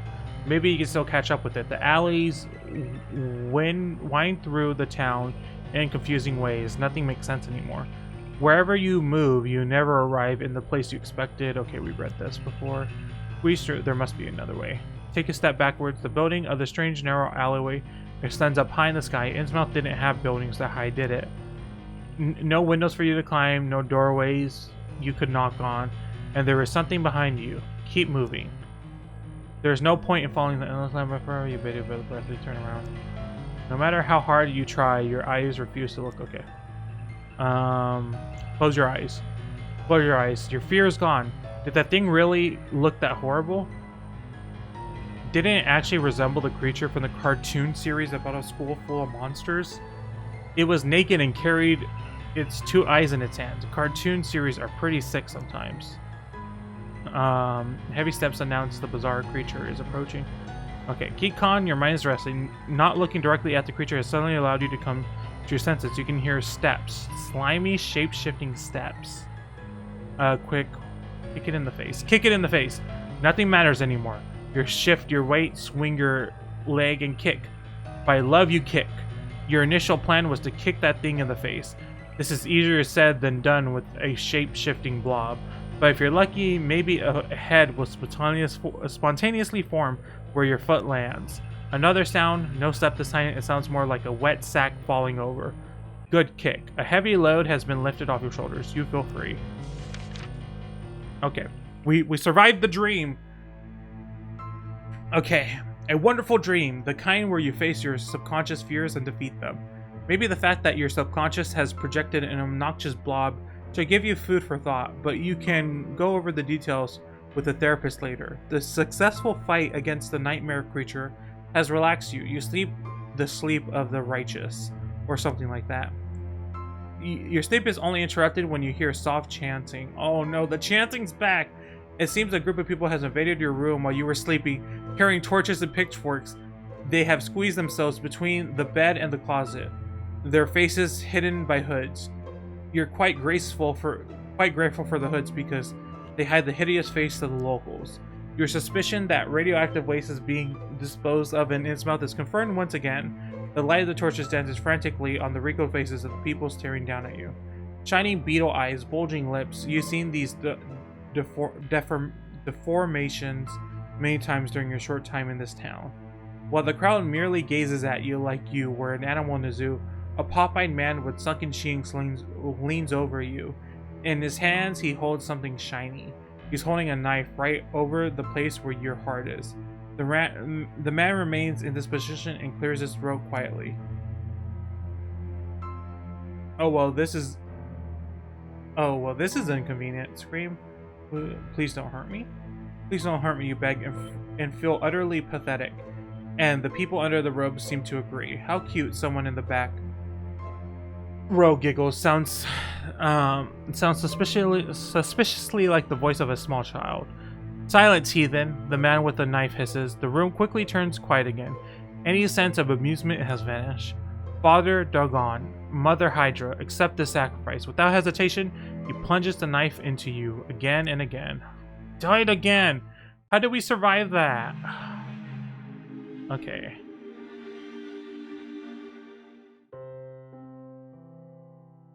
Okay. Go through this again.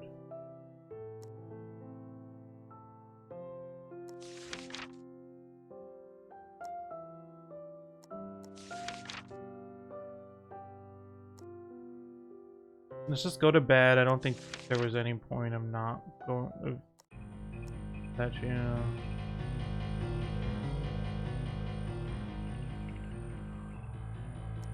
Okay.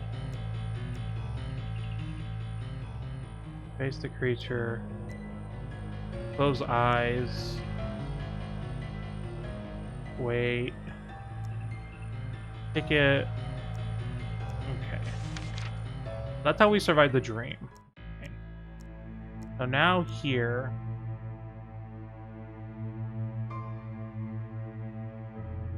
Okay, scream or hey, what the heck?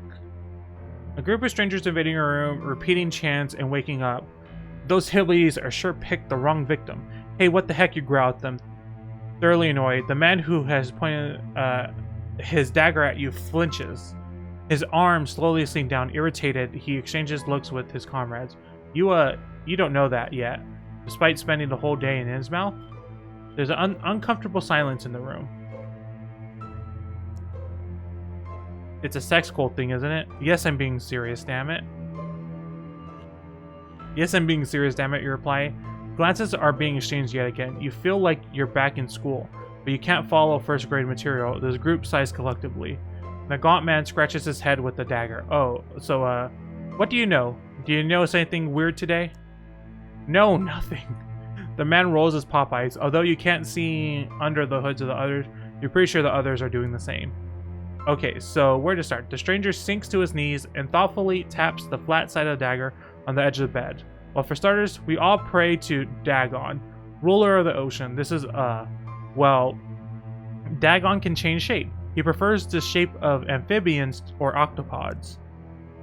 A kraken, someone in the crowd says helpfully. Yeah, that's right, a kraken. More than 100 years ago, the founding families of Innsmouth committed to following the order of Dagon in order to never go hungry again. Mommy, I'm hungry. Shh. Annoyed, the man casts a glance over his shoulder and then continues. On nights with favorable constellations of stars, we sacrifice infidels. Today is such a night, he waves his dagger. All those involved in such a sacrifice, he gestures to the rest of the group. You are beginning to feel like the single customer in the sales presentation are in Dagon's good books for the rest of the year. He takes deep breaths. Dahlia Marsh is from one of the founding families. Well, she's pretty good at luring victims. She lured us to them, victims to Innsmouth that nobody will miss, you know? The pregnant pause gives you a knot in your stomach. And in addition, a group of chosen individuals will be united with Dagon's children. They perform the dance of the deep on the beach late at night when the moonlight shimmers green. Unbelievable. You tried to read the man's face to see if he is serious or not. The dagger aimed at your heart earlier makes the latter less likely. It must be a lot of process all at once, the group giggles. Well, now that all the questions have been cleared up, the leader of the group brings himself into position again, clutching the handle of the dagger with both hands. Confused and overwhelmed by everything you heard, you sink back in the bed. The dagger hovers ominously over your heart. Sorry, Greg, someone taps the man, Greg on the shoulder. What is it? He hisses, turning his head without changing his posture. Well, it's after midnight. Greg doesn't move. He still squints over his shoulder to the followers. It's what? What's the time? 1:15. I think we chatted for too long with our intended sacrifice. We're a bit late to start off with. Greg drops his arm and staggers back as if this news had hit him like a bow. How can that be? Why didn't anyone say anything? You were all. The other clenches his fist right in the middle of it. Get out, everyone, out. Greg waves his hands, which is still holding the dagger. The part of the group that's closest to him ducks slightly in order to avoid the blade. When everyone has left, he turns to you. Greg looks down on you like nothing more than a vermin. Just wait until the next constellation. Then we'll get you. He hesitates a moment. You must, of course, come back to Innsmouth for that. We don't have the funds to get to... never mind. He stomps out of the room and closer to the door behind you. Do you manage to avoid certain death? A shiver runs down your spine. Although you are 100% sure, you're not 100% sure that you are safe. Sleep tempts you. It's just after midnight and your eyes are tired. Was this the only horde of armed lunatics on the road at the time? Comfortably cuddled, you sleep awake and alert. Let's sleep. The bed is too warm and comfy for such important things as staying alive to keep you from snuggling back into it.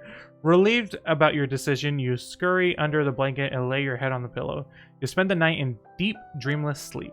Then it's dawn. In a haze, you wake into the bathroom and change. Your face in the mirror above the sink looks like it's aged by many years. You walk through the corridor, then down the stairs. You give Mr. Gilman the key. I hope you had a pleasant night in our hotel. Very nice of you to bring back the key. Would you be so kind to fill out a questionnaire? With a stiff smile, he hands you a sheet of paper and a pen. You rip up the paper, write obscenities, fill in the questionnaire. You roll your eyes pointedly, but then you start to fill the form truthfully, apart from the current personal details. Would you recommend the Gilman Hotel to your friends? Okay.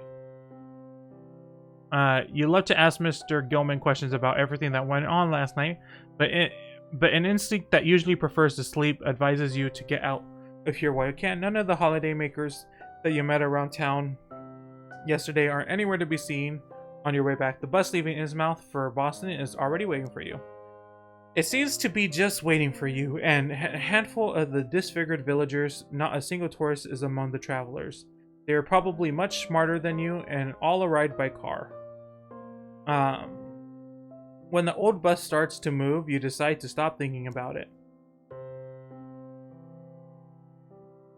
Months later, Boston, 13th November. You jerk awake, only the pale moonlight seeps through the blinds of your apartment. It must be very late in the night. You're soaked in sweat, as per usual. You sit up on the edge of the bed and try to calm down. You're safe, you're at home. You manage to put an end to their schemes, the kidnapping and all the lies. You escape, but you're still under the spell of Innsmouth. You returned to Boston. You did everything you could.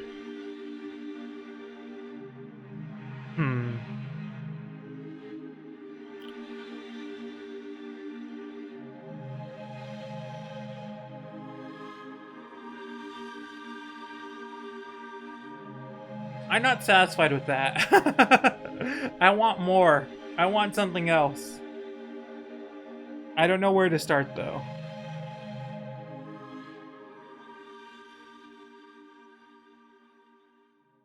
Let's see.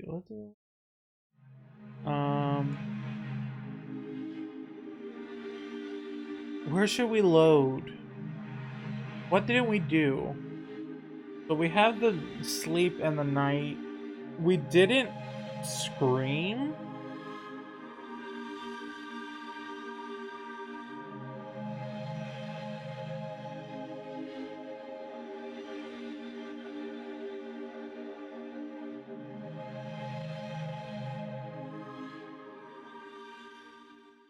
We didn't scream at night.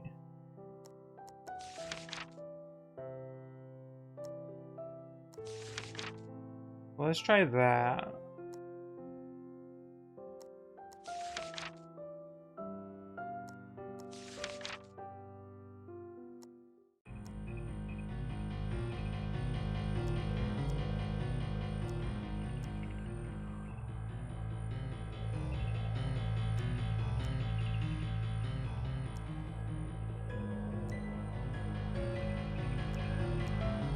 Okay, that's how you survive the dream.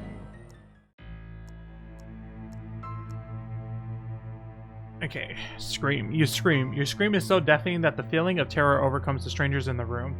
Confused, the people in front stagger back and stumble against the people behind them.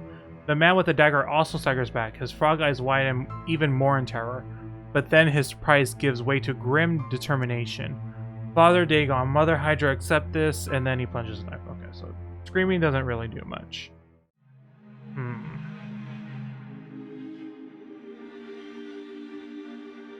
Okay, load chapter. No, not this. Oh.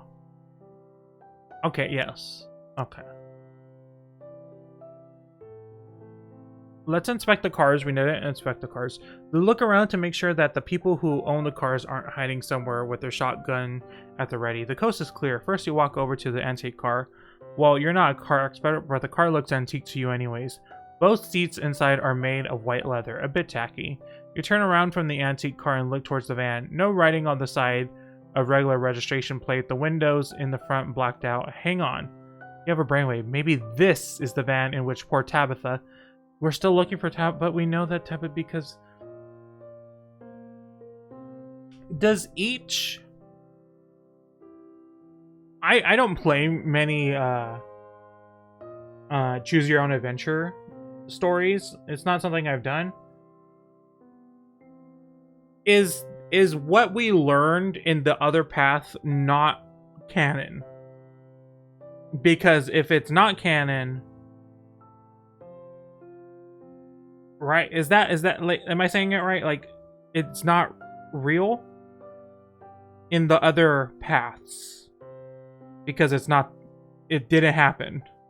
So in that story, is Tabitha still an actual girl that's been kidnapped, or is that more of a is that just a lie for me to be sacrificed?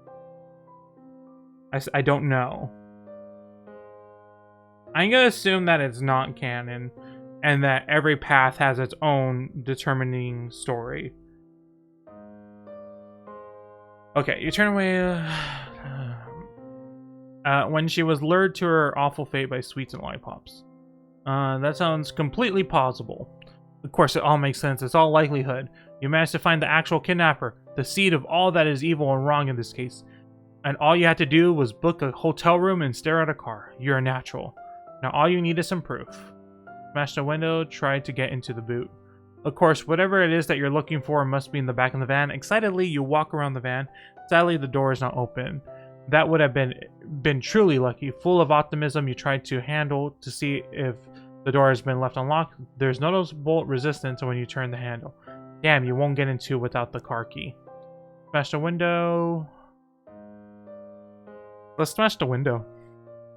A brilliant idea. Your brain is running at full speed while complimenting itself for its ingenuity.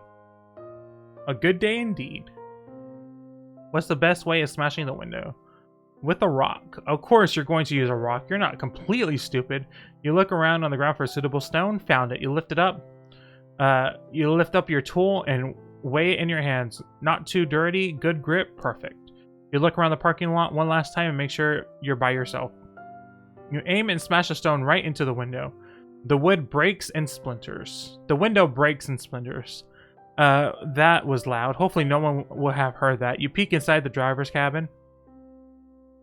Suddenly the smell of stale old grease creeps upon your nostrils. On the floor of the passenger seat, there's a scrunched up brown paper bag with the logo of a fast food chain. A paper cup rests on the dashboard. Where are the traces of kidnapped children?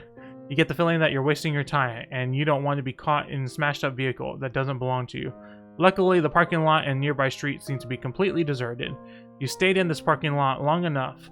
You don't want anyone else to call the police on you. Maybe you should just go back and book your room.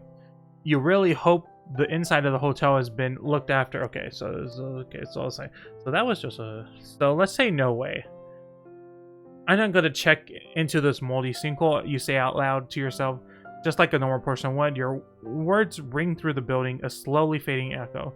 Nobody walks up to complain to you or persuade you to give you the place another chance. Better get out of here. Better get out of here, you say. But then we won't meet we don't get to meet Cornelius? How is not meeting Cornelius the best path? Ugh. There must be something better than this hotel. Time to go and look for Tabitha. Okay, town center. We went to the police station. Let's not go to the police station this time.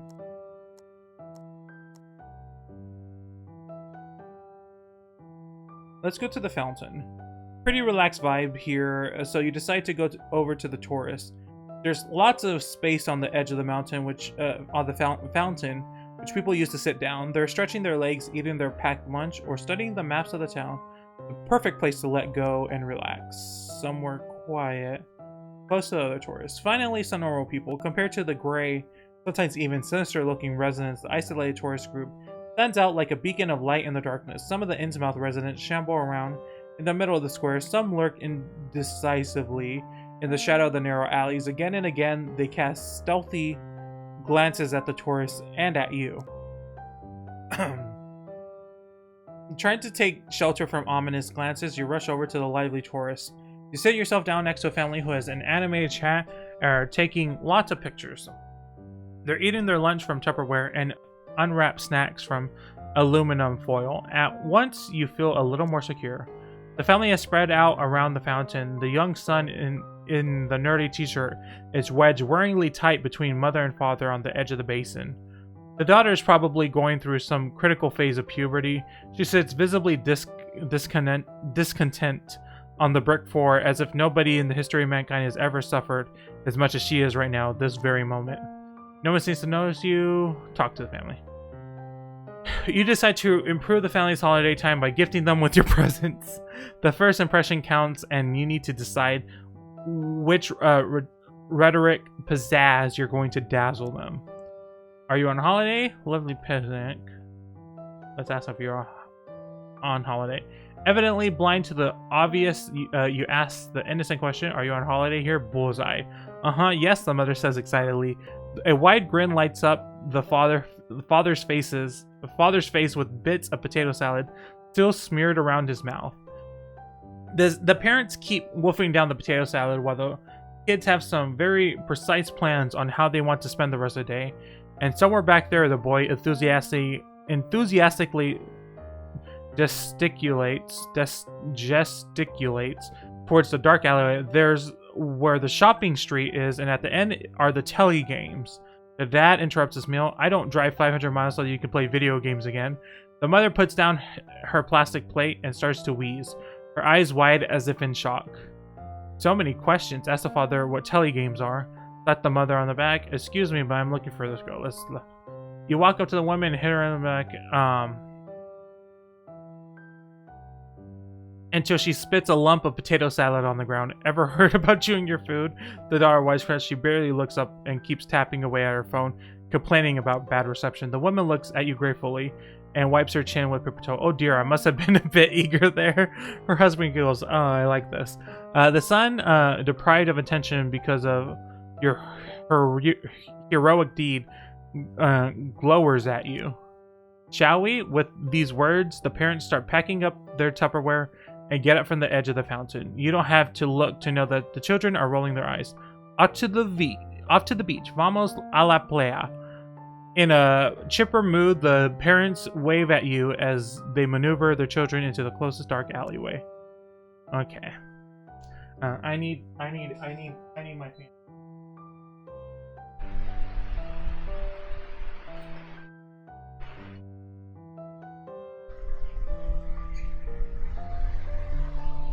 It is so hot.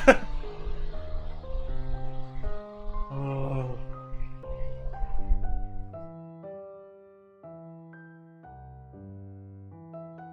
Okay. Okay, let's City Hall. I don't think City Hall is gonna help us, but let's do it anyways because it's something new.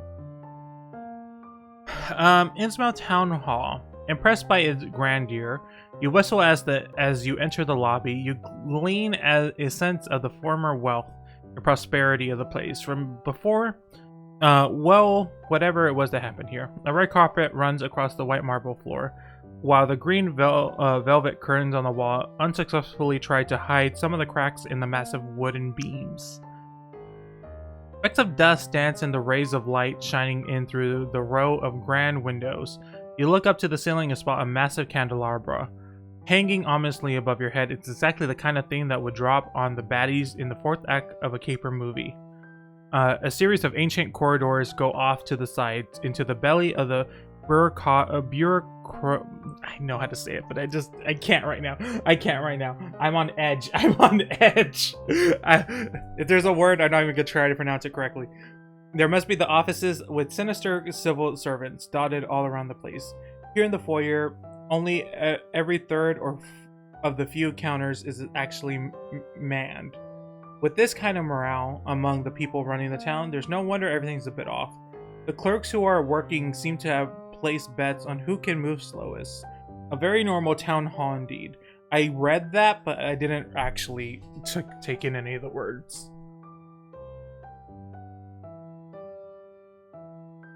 Okay. What would you like to sit down and go directly to the mirror? Inspect the lobby, just wander around a bit. Let's wander around a bit. It can't hurt to get a better look behind the scenes of this place. You wander around the ancient and dimly lit corridors of the town hall. The slightly rotting floorboards make a squeaking sound with every step you take. Bored Innsmouth residents, from very old to not quite as old, sit on the bench in front of the barely lit offices. A lot of the offices are not actually staffed. You peek into offices in which the doors have been left open or ajar. You're not sure whether the civil servants are merely on break or whether they simply melted into the carpet. Nobody takes note of you. People seem to be too busy being bored to death. Let's go into an empty office. A number of the offices are unoccupied. They look just as dingy as those actually used by clerks. But the locals clearly seem to be able to recognize the difference as they walk unerringly into only the offices where there are actual clerks currently at work. You stick your head into one of the dimly lit rooms. A musty smell of old fish is in the air, mixed with decades-old dust. In the middle of the room is a desk with an attached drawer cabinet. It is surrounded by shelves on which far too many flies are stacked. Some of them are scattered around the floor. Nobody seems to think it's necessary to tidy up. The floorboards groan as you enter the office. Let's examine the desk. You wander around the desk and sit down on the uncomfortable office chair. Its upholstery seems to be filled with pointed springs, which are all in the most impractical places. Pity on the poor soul who actually has to work here. A thick layer of dust. I had to burp again, but I saved that one for me. That was a personal burp. Pity on the poor soul that actually has to work here. A thick layer of dust covers the table surfaces like a protective blanket. The wood is a solid and firm, the kind of wood you always wanted in your own office. Financially, however, there were only enough for the papier-mâché and building foam versions. The first drawer contains lined notepads in varying sizes. They are yellow and fibrous, and very tempted into stroking the top sheet with your hand in fascination. A few pencils and a ballpoint pen are scattered next to the sheets. Open one of the files. In movies, it is often abandoned folders in which very important information can be found. Often they hold incriminating photos and handwritten notes like, "I bought drugs today from Russian child traffickers." Just once would you like to come across one of those files during your own investigations. Instead, today you find a record of fines for non-compliances with glass wool installation regulations from 1978. Another folder seems to contain a type of citizen's register from the same year. You see birth dates, weddings, and death dates noted. Relatively carelessly, you scan the list for no names. You're about to put the folder away when you notice something strange after all. The inhabitants of Innsmouth seem to be surprisingly sprightly. Comparing birth and death dates, the average age is 90 plus years old, with some well above that. Life expectancy usually goes down in poorer areas, and Innsmouth is definitely a poor town. Then you spot a euphemism noted down near the date of death that you haven't came across before. Went into the sea. Presumably this has to do with this place being a fishing village where locals might disappear at sea. The possibility of a missing person returning cannot be ruled out. Either that or Innsmouth had a mob problem that made a lot of people sleep with the fishes. Maybe it means that there are a lot of fishermen in their 90s are falling off of their boats. It's also strange that in many marriages, the name of the spouse is not noted or known. Many John and Jane Does can be found in the records. You're wondering if this is illegal in some way. As far as you're aware, you can't get married anonymously outside of Vegas. Maybe Innsmouth has some sort of loophole. Soon you have finished reading through the whole folders and have not come across any name that rings a bell. Well, except for the one guy who has the same name as your father. Even has the same birthday. You should probably talk to your father about it sometime. Leave the office.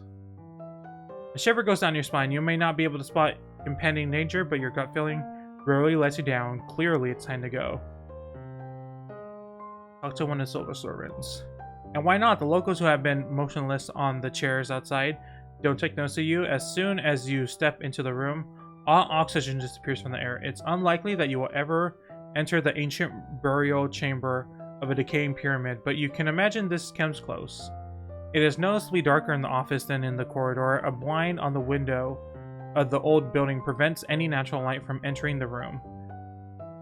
In the yellowish glow of a desk lamp, you can see the outlines of the silver servant who is hiding out here. A small, plump man whose fingers dig into the edge of a table. He was obviously not expecting visitors during his work hours.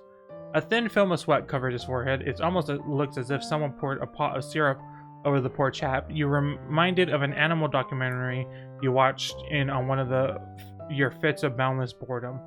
There was this bug. Or was it a toad? Fact is, the man reminds you of something small and slimy. At the front edge of the desk, there is a name plate that reads Mr. Wilson. What do you want? He hisses, annoyed. You show him the Polaroid picture of Tabitha. Have you seen this girl? Her name is Tabitha Marsh. No, now get out of here. You can't just come in here without an appointment. A lump is forming in your neck. The officer didn't even look at the photo. His pupils didn't move an inch. They're still fixed on you. When he says appointment, it's breathy, almost sensual. But maybe you're just imagining things. Okay, I'm going. You growl back with as much confidence as you can muster given the circumstance. You wasted a lot of time here. Your way out of the office leads you past the still unmoving body, which is curled up on the waiting bench. You wonder how long it would take until someone take care of this poor soul. Keep walking? You keep walking through the corridors. The town hall is strangely labyrinth of dead ends and branches, only occasional animated by tired officials with hunchbacks and lifeless eyes. At least their disinterest in everything alive gives you the opportunity to move freely around the building. You're about to turn into a larger hall when you notice a faded piece of paper stuck out to the door. Have a look inside. Cafeteria, staff only. Have a look inside. Driven by curiosity, you position yourself right next to the door and observe the situation. Two men wearing pale blue suits stand out from all the usual gray officials. Batons, ancient walkie-talkies on their belt, coffee cups in hand, security personnel. These two are standing amidst a sea of small, round plastic tables. Occasional employees of the town hall settle down here to chew on their lunches in a kind of trance. Some of them don't even seem to have a reason to be here. They stare into nothingness, biding their time. An unspoken rule seems to be that only one person is allowed to sit at a table at any one time. Instead of a proper canteen, Innsmouth only has a small coffee machine and snack machine. The machine is empty. The two guards just look bored as the other people here. Today's probably the 3,756th day without an important mission for them. Two of them are deep in conversation. Try to listen in. The security guards are the most exciting discovery you've made in this building so far. You won't miss the chance to follow them around a little, but right now you're still too far away to overhear what they're saying. Sit down next to someone on break. Walk straight up to the coffee machine. Sit down at a table by yourself. If you learn one thing about Innsmouth, is that the people don't like socializing, and that's fine with you. Imitating the lifeless mechanical gait of the locals, you shuffle to one of the unoccupied tables, which is a generous distance from the nearest table. People thank you by ignoring you. Fortunately, there is no need to pretend you're busy or focused on reading a newspaper. Staring to the void is all that is expected of you in order to pass as part of the population. I would fit in so well in this in this town. Finally, you can listen in on the guards. Admittedly, it would be easier if instead of bored mumbling, they would speak in loud and clear sentences, but you take whatever you can get. One of the two guards rubs his puffy cheeks while talking. Gets on my nerves so much. The idiot, I'm not a nanny. It's just that he's not one of us. Like, let him write his speeches and have his photos taken, or whatever you do as mayor. The nasal voice replies. Damn it, Carl, I'm telling you, the guy's a loose cannon. He's gonna talk to the press. The real press, I mean. And just like that, the FBI will be on our ass. His colleague nudges his soldiers. You worry too much. With their coffee in hand, the two shuffle along through the corridor. Their break appears to be over. Press? FBI? Is there some dirty business going on in town? You're not sure how to interpret these scraps of conversations. You head back to the corridors of the town hall, but not without sticking your head out of the door first. The security guards are no longer visible. Nobody takes note of you. People seem too busy. Okay. Go to the mayor.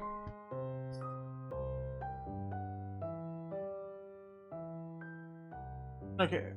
You can't just sit around and wait. You walk along a few of the dark corridors until you come by a massive door with shiny oak wood panels. It's bigger than any of the other doors, so this must be the right place to come. You walk into the room and lift your hand to shield your eyes from the light. A bright and clean office, just as if you stepped into another dimension. A man in a fitted suit and lots of gel in his hair looks up and gives you a formal smile. Come in, how may I help you? Next to him, on the much smaller gray desk, sits a hunched figure in a cowl. Must be the assistant. The man rushes to you. Hello. Hello. The assistant now gets up, too, and walks up behind the mirror so as if to follow your conversation better. Judging from your colorful clothes, I can already tell you're not from here. He points at your trench coat. I'm Mayor Van Pawn. Welcome to our beautiful town. I hope you're enjoying your visit. Okay. Oh, don't say anything. I know exactly what you're thinking. You heard about our idyllic little seaside town and have come here to experience it for yourself. Maybe you're even chatted with a few of the locals here.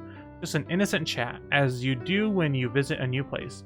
You talk and notice more and more that people here are different. They're quieter. You could call it humble even. You start feeling dizzy. How long is this guy going to talk without pausing for breath?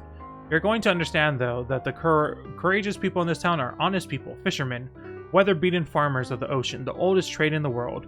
They're not... Would that be the oldest trade in the world? Sure. They're not so well-versed in marketing, so I'll be the first to admit, at times, they can appear odd to people from outside of town. Really, they all have a heart of gold. Are you aware that a lot of people have gone missing in your town? The advisor whispers something. We can be 100%. We can't be sure 100% what happened to these people.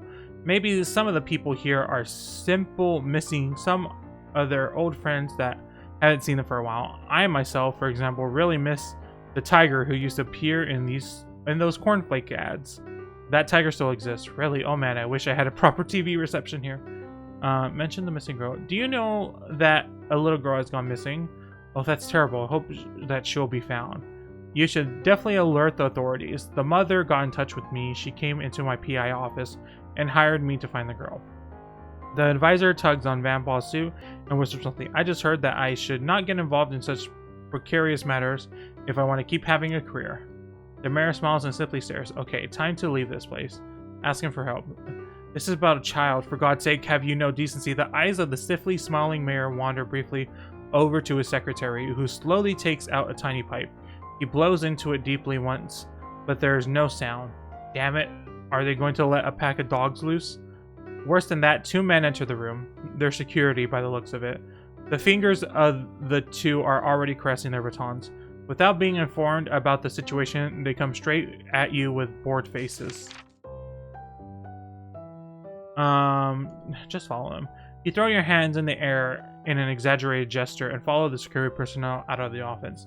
The two don't even look around. They simply continuing a pretty boring chat. Jesus, even the town hall security guards are walking sleeping pills. All of you wander through the corridors. You give them the slip. While the two men continue on their merry way, you decide to give them the slip. At crossing a corridor, you sense your opportunity. Calmly walk off to the right. Dog whistles. It's so humiliating. We need an alarm system or something. But how with no electricity? These are the last scraps of conversation you catch. You frown. You always imagine it would be much more difficult to escape from a security guard. Perhaps you don't require any qualification to be a security guard in Innsmouth. You rush back to the lobby before they notice your absence. As you hurry across the marble, you are almost overwhelmed with the sophistication of your escape. You will, of course, mercilessly embellish the escape part when you tell your neighbors back home in Boston. Still, you can't shake the feeling that you've just wasted your time in this place. You push your weight against the massive wooden doors and leave the town hall. Okay, so town hall wasn't much. Was a strange experience. You decide to avoid all other town facilities in order to not waste any more precious time. Following an inner voice, you march towards the little alleyways. Okay. We could go to the arcade again and not play a game. That could be helpful.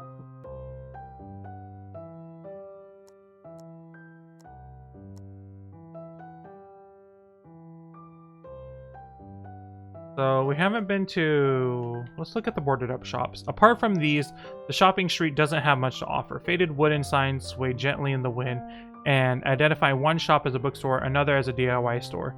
The shop windows are boarded up.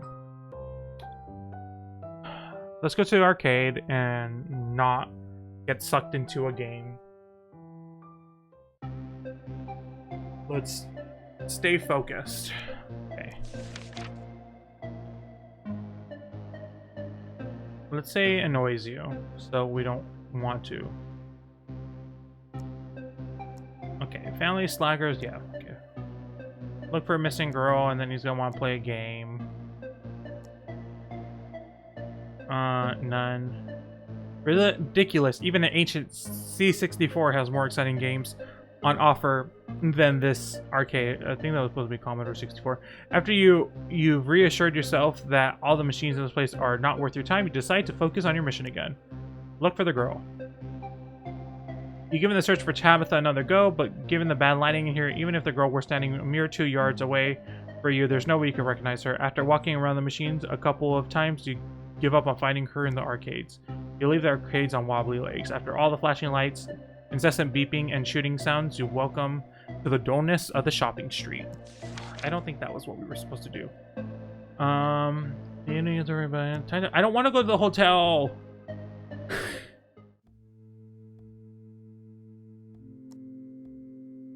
You search and resign cozy spot. Although right now is in the dark, you can't make out any of this style. The hotel majestically rises 4 stories. An empty parking lot makes sure that the hotel.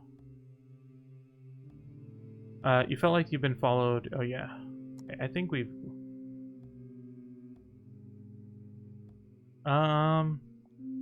Ring the doorbell. Surely it should be possible to wake up the concierge, the lobby boy, or the unpaid intern under a polished brass sign that reads "Best Hotel Competition 1928 First Round Competitor." Oh, that's bad. You found the door. You find the doorbell. You press down on the button for a second, and then again for longer, and then once again for good luck. Wherever this doorbell is ringing, you can't hear its chime out there. You press the button a few more times.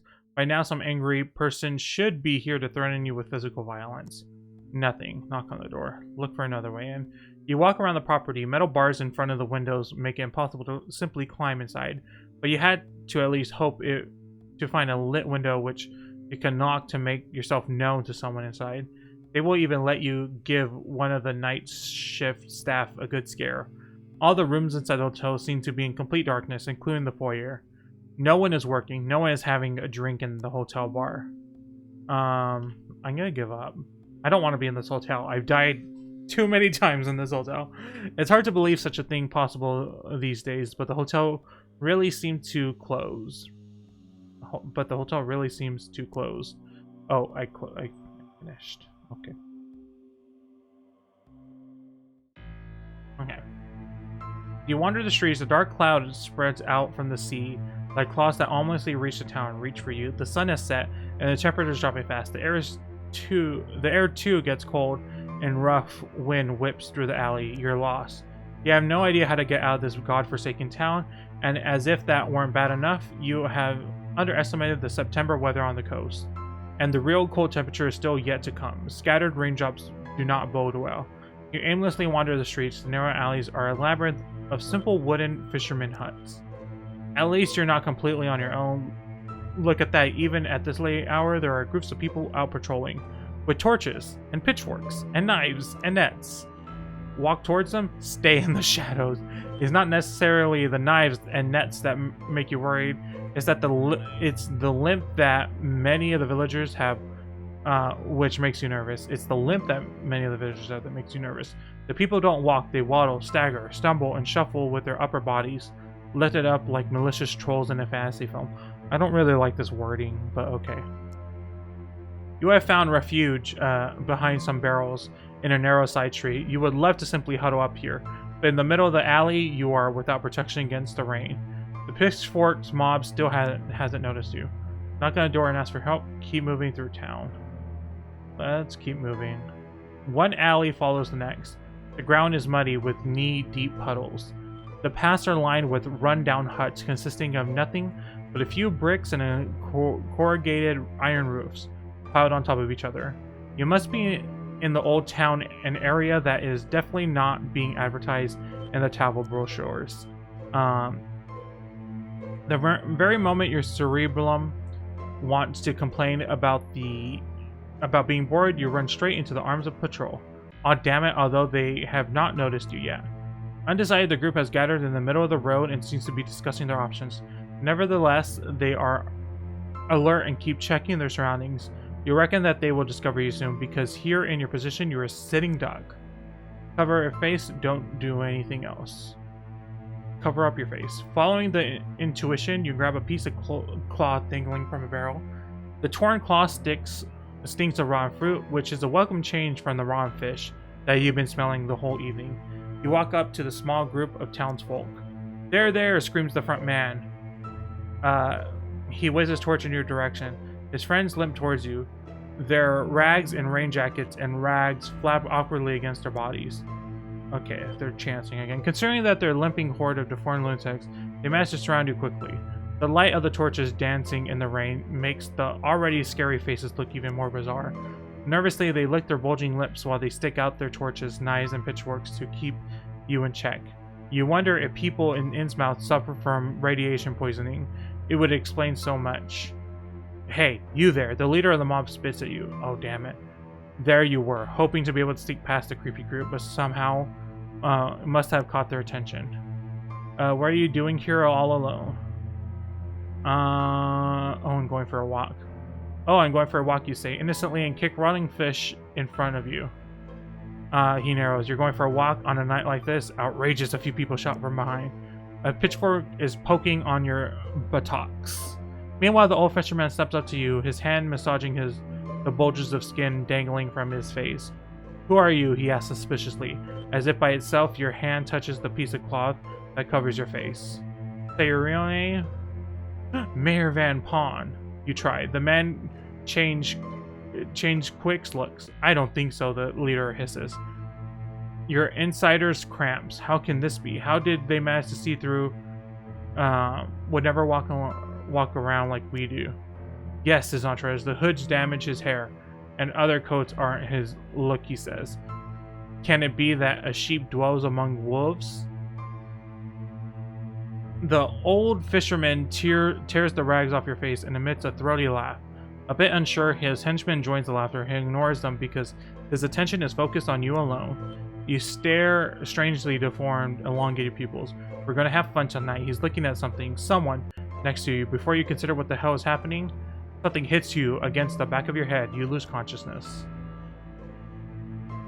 Okay, well, we're not dead yet, at least. Freezing cold voices whispering, arguing, raindrops that roll off your forehead. A pungent smell of fish that you have almost gotten used to. Damn it. Your cheeks is pressed against something cool. After a first moment of disorientation, You realize that you're lying somewhere out in the street. You open your eyes. The situation is not new to you. On several drunken nights in Boston, you have ended up in a near trash can on a dodgy side street. This is perfectly normal. You groan as you raise your head and immediately regret moving. All you can feel at the back of your head is pain. You have no doubt you were knocked out. You try to touch the back of your head but fail. You seem to be tied up. Okay, this is definitely not normal. At least now you can recognize where you are, the Innsmouth Town Hall Square. At least 50 villagers have gathered around you. They have huddled together in small groups and are in deep conversation. Relaxed, they rest their pitchforks and have thrown their fishing nets loosely over their shoulders. Start complaining, cry for help. If all fails, you decide to wallow in self-pity. After all, you have no clue how to get yourself into this, how you got yourself into this situation. You wonder if these gangsters have stolen your wallet and emptied your bank account. Do they have your apartment key? Have they already been to your crappy apartment in Boston? And what about your goldfish Al? Al's our goldfish. I was wondering who Al was. You really should have fed him again before you left, damn it. You're gonna lose everything, but they will never take away your online private detective license. A worn down boot suddenly appears in your field of vision. Are you awake already? A voice croaks from above. With great effort, you manage to look up to see who dares interrupt your fit of self-pity. It's the leader of the group, Abraham, who looks down on you triumphantly. From where you are, you can see all the small tumors that are sprouting from his chin. Yuck, you say involuntarily. You offended him. He doesn't show. He gives you a dirty grin. I hope you enjoyed your stay in our little town, landlubber. Enjoyed it? I loved it here. I hate all of you. Meh. Whether you enjoyed it, I love it here. What? But why? The nice people. The nice people is the answer. Nice people with their sad faces, hunchbacks, and other physical deformities. The people who give you the creeps as they continue to watch you silently. There is an anonymity in Boston. A person next to you on the green line could be on fire and you wouldn't pay much attention. Damn, the man whistles as if impressed. You are a tough guy, I'll give you that. I wonder how long that will last when you're on fire. Fire? Before you ask for a more detailed explanation, you are grabbed by the arms. Some fishermen have silently approached you without you noticing. They jerk you up into the air and carry you over the square. After just a few yards, they slow down. The ground they're walking on seems less solid. You're standing by a stake. Two men in rags and gross bulges on their cheeks. Undo your handcuffs and then tie your arms around the central pole. The remaining villagers have interrupted the chatter and are coming closer. What's all this about? The situation is so bizarre. Is this really a stake? Do these people really want to set you on fire in public space? A bunch of ragged figures with deformed bodies is gathered in the town square. They have quashed nose, gills, and thoraces that cover their whole face. You are certain that you have not yet met any of these horror figures today. Or did you? Maybe they simply looked more harmless in direct sunlight. Finally, about time someone shuts, annoyed, and drowns out all the other conversations taking place in the town square. Looks like someone finally managed to light a torch. Solemnly, the men march towards you, and all the other villagers make their way. Not everyone in Innsmouth can light a fire. Two of the men remain with the other spectators, and the torch bearer continues alone until he stands before you at the stake. He turns his back on you and begins to speak the eclectic audience. Brothers and sisters, yes, Abraham, several people respond, which says a lot about the Innsmouth gene pool. Quiet, he growls immediately. I mean, everyone present. Satisfied, he solemnly spreads his arms. You can see that the hands which he holds the torch is a single flap of skin wrapped around a log. It's a single flap of... The hour approaches, and before you stands our tribute to Dagon. So a lot of people are sacrificing to Dagon. We share the sacrifice and the blessing, for we are faithful children to thee. He falls silent. A dozen tourists walk out of the next alley along. The villagers look surprised and exchange baffled looks. Some look to Abraham for help. Embarrassed, Abraham drops the torch. Cry for help. Help. Hey, help me. Please rescue me, you blurt out. You earn some deeply hurt looks from the villagers, but their feelings are not as high up on your priority list, say surviving this night. The tourists look over to you with interest. The first few break away from the group and come closer. A young blonde man takes selfies with you and himself at the stake. Hey you! Inform the FBI. Absolutely no one wants to see you posing holiday snaps. Finally, someone speaks the truth. A voice from the crowd. The man's jaws drop, but it drops in a way that lets you know that the whole stream of objections is about to rain down on you. Oh my god, they say with emotionless expression. The nerve of this hillbilly to talk to me. He turns his back to you and takes more selfies of two of you. The worst thing about all this is that he seems to think you're from Innsmouth. A tourist stands in amazement before the stake. Is this the one of those medieval games like they do in Salem? Like they like to do over in Europe too, with knights and stuff like that? Abraham rolls his eye. Sure, he replies, but that turns out to be the wrong move. The tourist waves over his companions. The group of tourists assembles in front of the stake, which means the locals can no longer see you.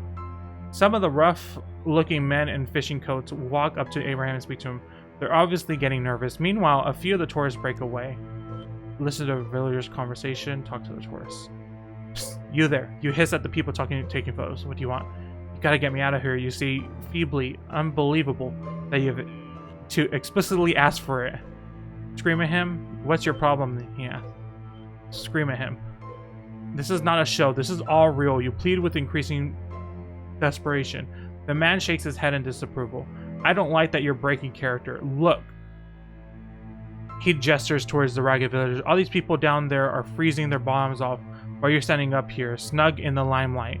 So why are you trying to ruin it for everyone? Maybe he has a point. No, damn it. No, damn it, you scream hysterically. This is one of your stupid tourist programs. This is my life we're talking about. Yes, really stupid, someone from the group of tourists mutters. Who just said that? You hiss, thrusting your chin forward aggressively. Your audience consists of tourists and increasingly intimidated villagers taking a few steps. All these people are starting to get on your nerves. Now untie me or there will be blood, you scream as if in a frenzy. All this is getting too much for the locals and their numbers are visibly dwindle. Unsettled by their presence of the many tourists and your rage, they tried to inconspicuously disperse into the dingy side street that lead off to the town square. It is Abraham of all people who unties you. Murmuring apologies, he too disappears into the small crowd and then down the dark alley. Are you happy now? When the tourist asked. Yes, you scream ecstatically and spray strands of saliva everywhere. Impossible, the man says. This sums up your thoughts pretty succinctly. I know how to say words. Disappointed that they were deprived of a free performance, the tourists shuffle on, and you can finally get out of here. Okay. We made it out alive of that one. Okay. I need air.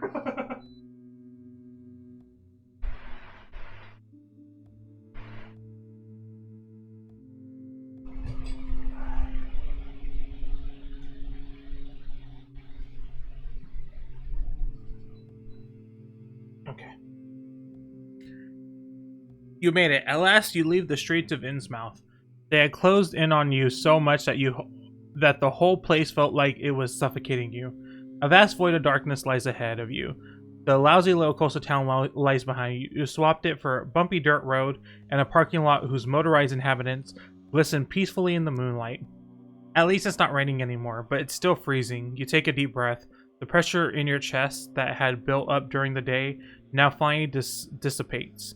Sweet relaxation. You will revel in it as soon as you made it back to Boston safely and firmly planted your behind on your leather couch.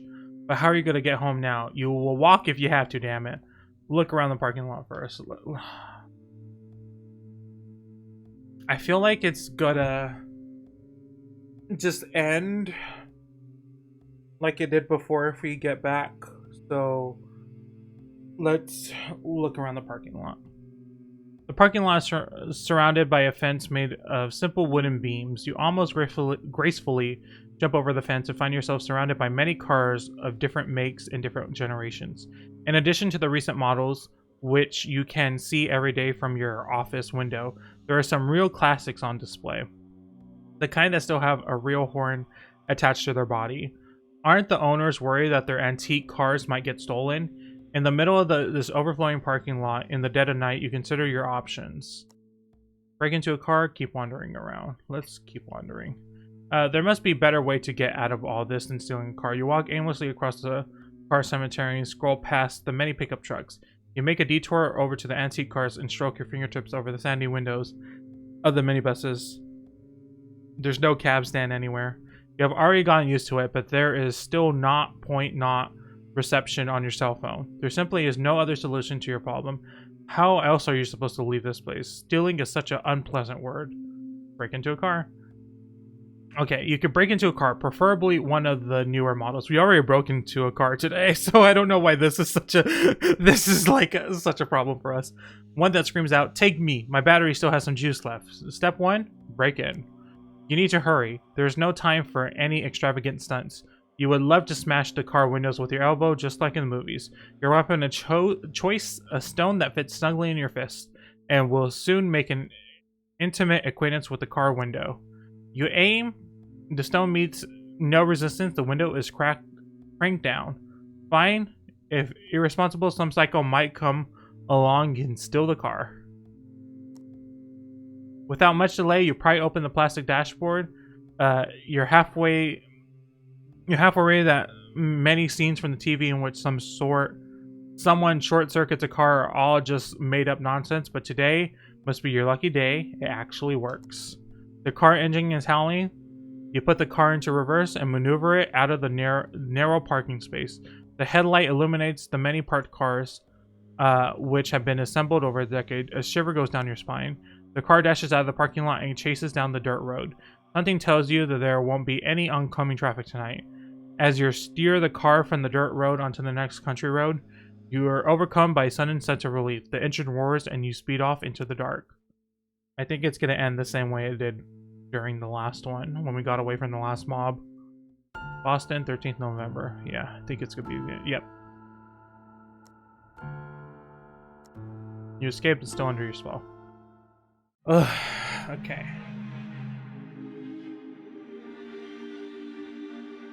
Okay, I think what we're gonna do is we're gonna go Town Square, Pyre.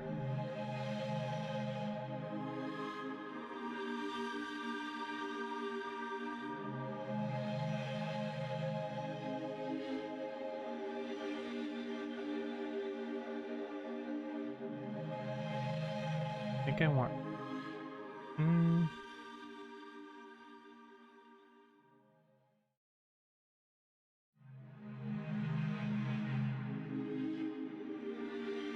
I don't quite know. Okay, so this is the Pyre. I don't know which one is the one of, like, us hiding. I know Gilman Knight. Is this us trying to break in, or is this us actually in it?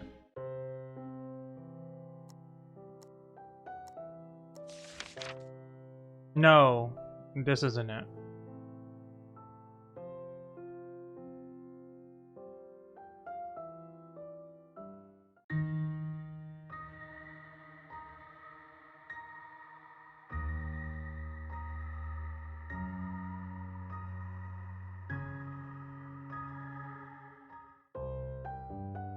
Okay. I think I need to do... Damn it.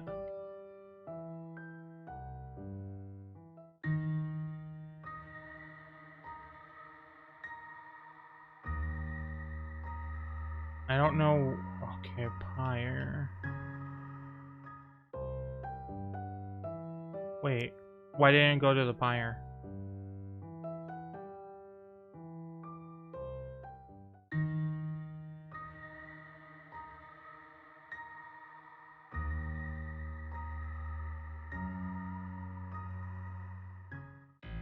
Okay.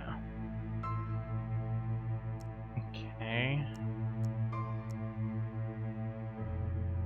Cry for help.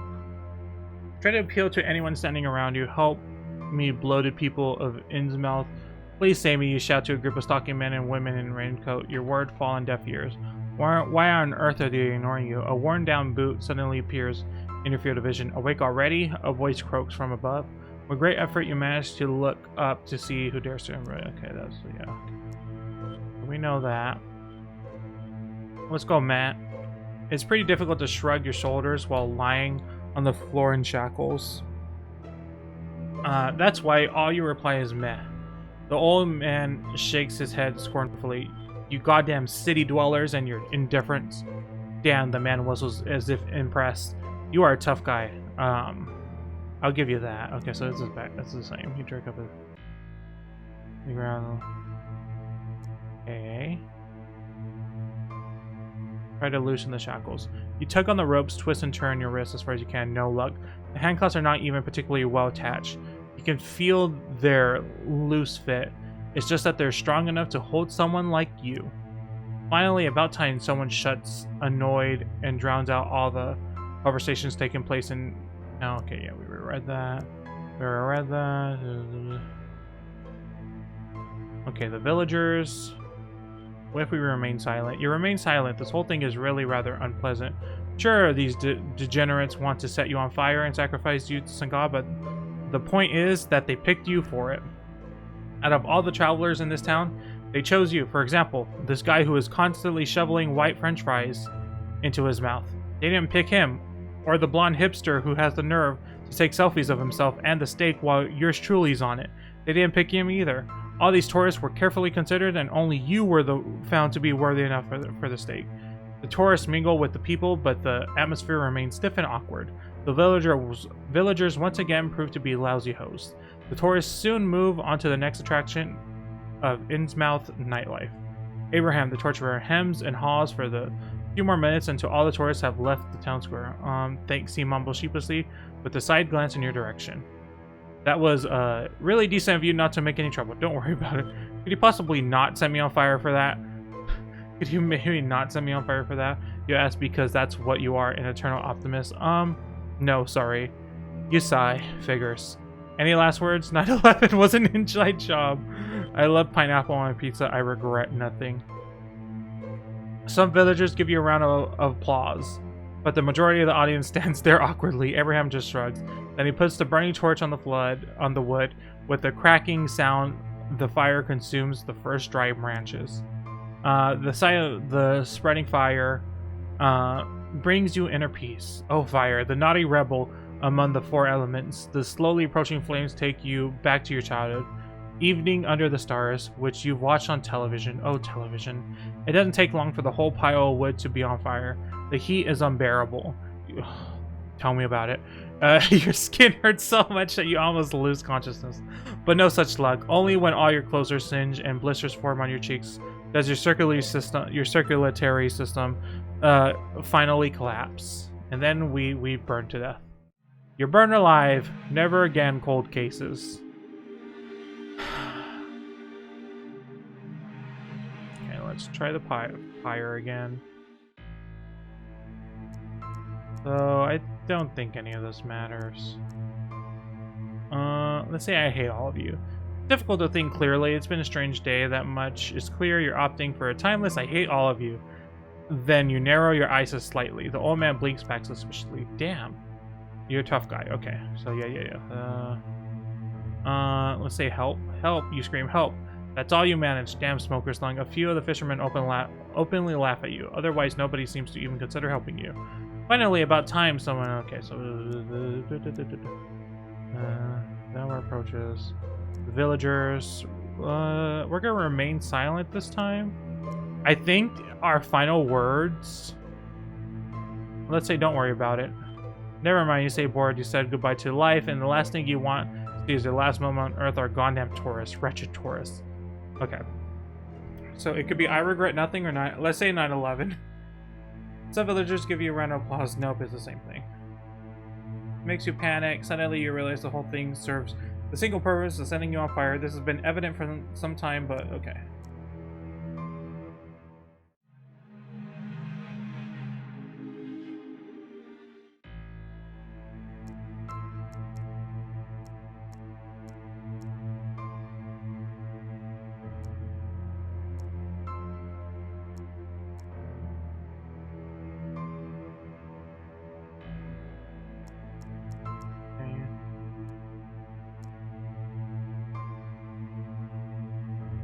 Let's do the I regret no thing.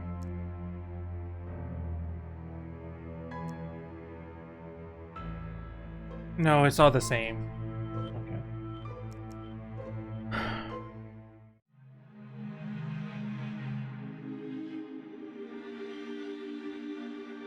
Okay, let's try with the villagers again, but let's not be as mean to them.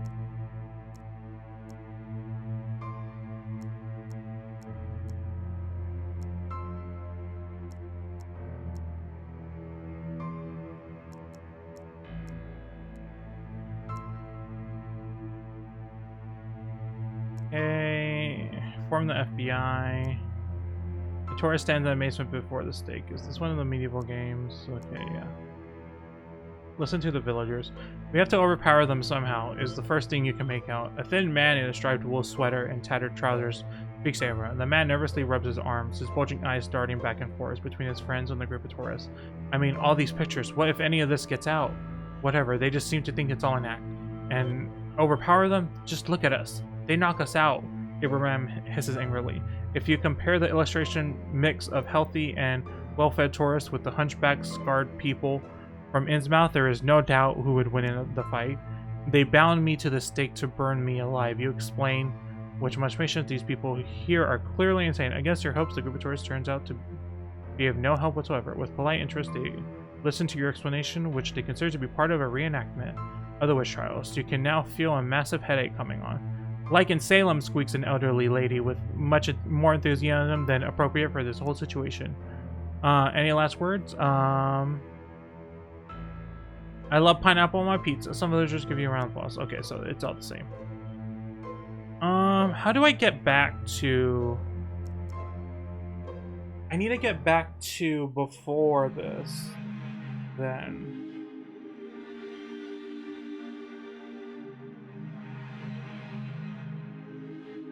Okay, let's just do everything we did.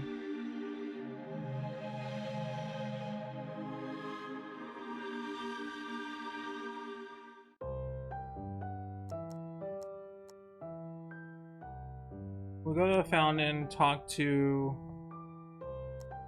the tourists.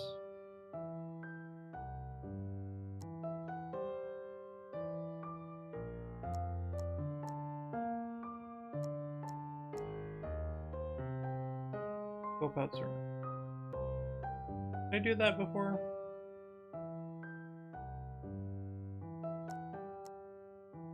Okay. Continue to the arcade.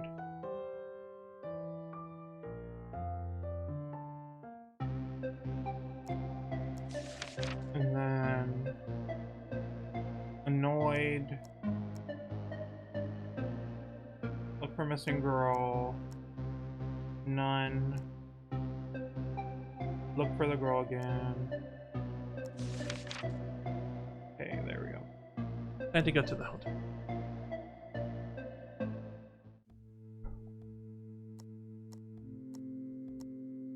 Ring the doorbell. Look for another way in. Give up. Okay.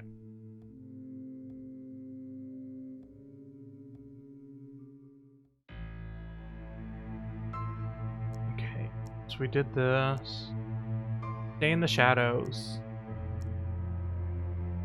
Knock on a door and ask for help. Maybe not all the people here are cranky, cold-hearted hicks. Maybe someone will let you spend the night in their house if you just ask politely.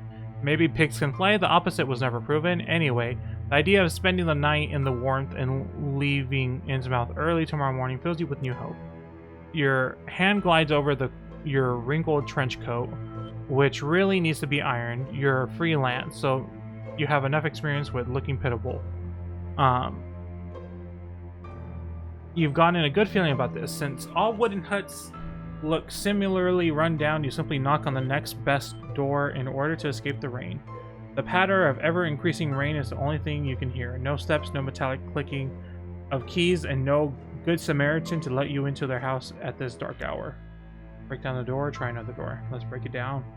Throwing your already sparse manners overboard, you lean against the door to see if it opens. The whole facade seems to rock slightly, but the door does not give way. You step You stop the break-in attempt before any of the neighbors call the police. There's another just over there. Again, you try your luck and knock 3 times quickly. Again, no one lets you in.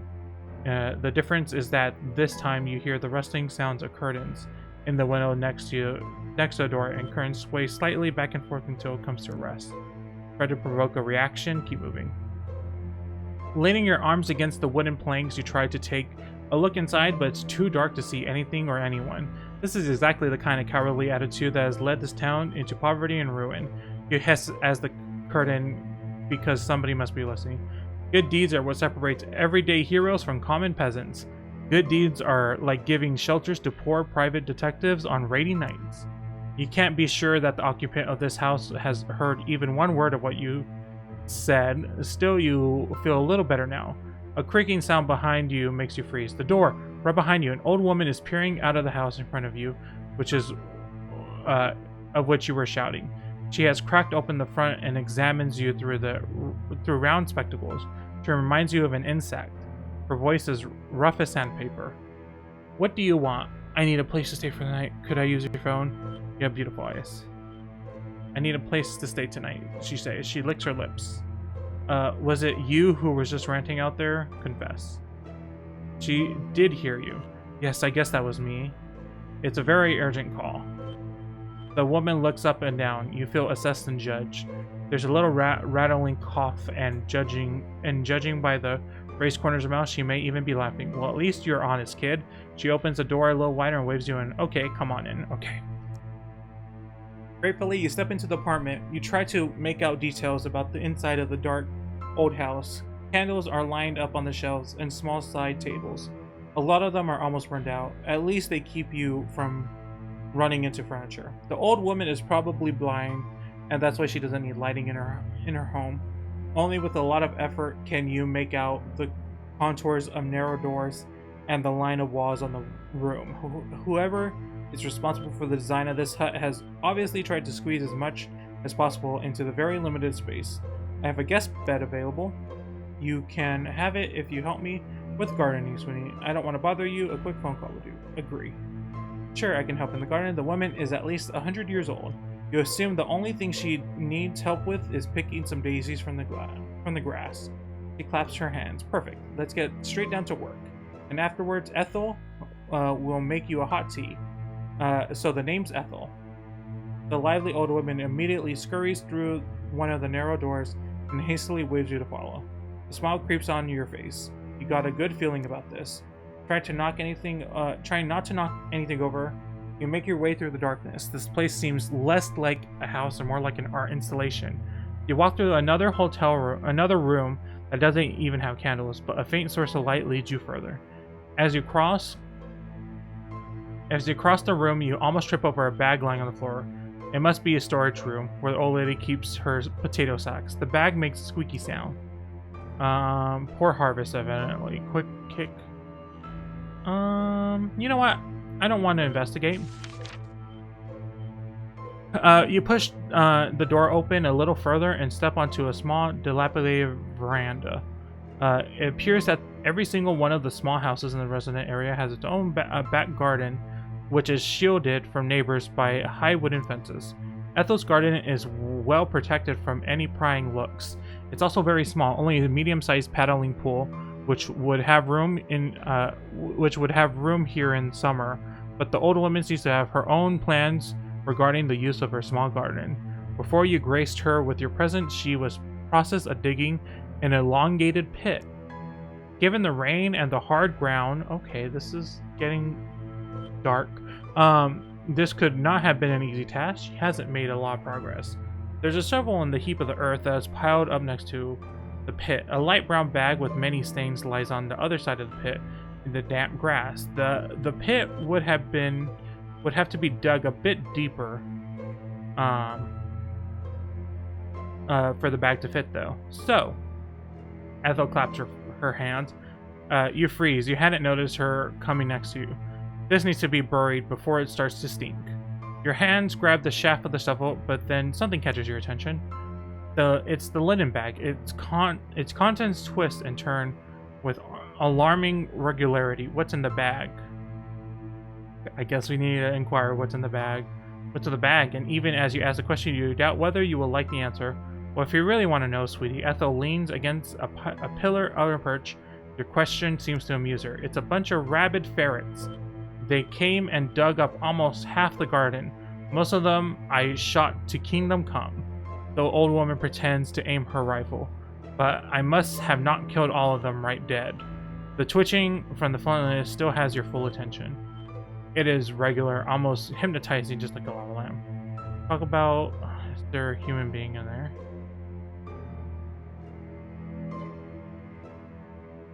The story about the half-dead ferret seems a bit flimsy to you. Is there a human in there? You ask straight out. Ethel claps her hands over her thighs and lets a rustly laugh. Haha, oh you. Okay, let's do it. You grab a shovel. I don't think I'm gonna have a moral in this game anymore. You get right to work because I died too many times. Small ditch that has already been dug. Chop chop. The faster you dig the ominous pit for the suspicious bag, the sooner you will be able to sleep, hopefully without ferret-filled nightmares. Toot toot. Ethel does the gesture of a train driver. How nice. Pensioners with such a sunny disposition are rare. The earth is softer than you had anticipated. Instead of rock-hard ground, you dig up soft earth and quite a few bones. And some dental braces. I guess you had a lot of pets then. Do these dental braces belong to you? Don't mention anything. Bit by bit, you dig the pit further, and soon you produce a huge pile of earth, which is full of bones. Ethel seems very pleased with your work. Before you know it, the old woman is standing at your side, digging you in the ribs with her elbow. Well, that was a piece of cake for a young person like you, wasn't it, sweetie? She clasps her hands and leads you to the bag, which is now writhing as if possessed by the devil. Go on, bag in, bit of dirt on top, the end. I'll put on the kettle. Ethel returns to her house and leaves you alone with the dug ditch, a twitching linen bag, and many questions. Get down to business. Look into the bag. We shouldn't look into the bag. We're gonna look into the bag. Now that the oil is gone, you can risk. What is it that's moving in there? Is it a human, a drug person desperately, or are they actually rabid? Moment of truth, you sink in the grass to the nostril. Your heart beats loudly in your chest as you open. You tell them, it's ferrets. One ferret jumps right in your face and bites you in the nose. Oh, now we're gonna die of rabies. Ugh, shouldn't have looked in the bag. Your neck and cheeks burn like fire, but there are only a small note in the grand concerto of pain that's playing out on your body. So in shock, you notice that another ferret has taken the chance to escape. It's now crawling up your head in a spiral. You can feel tiny but effective cheeks sinking into your scalp. In a blind panic, you can feel more and more creatures crawling over your body, and their little teeth and claws are penetrating every patch of skin. She was right. The fortune teller at the fun fair was right. As a small child of only 11 years old, you did not know what to do with the terrible prophecy you were given. Death by ferrets. You always thought it was a metaphor for something. Now you had to admit that the woman with the colorful turban had expressed herself surprisingly clearly. In a futile attempt to escape, you stumble over a dead ferret. That was the weird angle at which you fall worries you, but the countless ferrets that have bitten your body prevent you from taking any corrective measures. Your head hits something sharp and everything goes black. We got killed by ferrets! Life is like a sack of rabid ferrets. Oh, last chapter. Okay, we'll bury the fucking bag.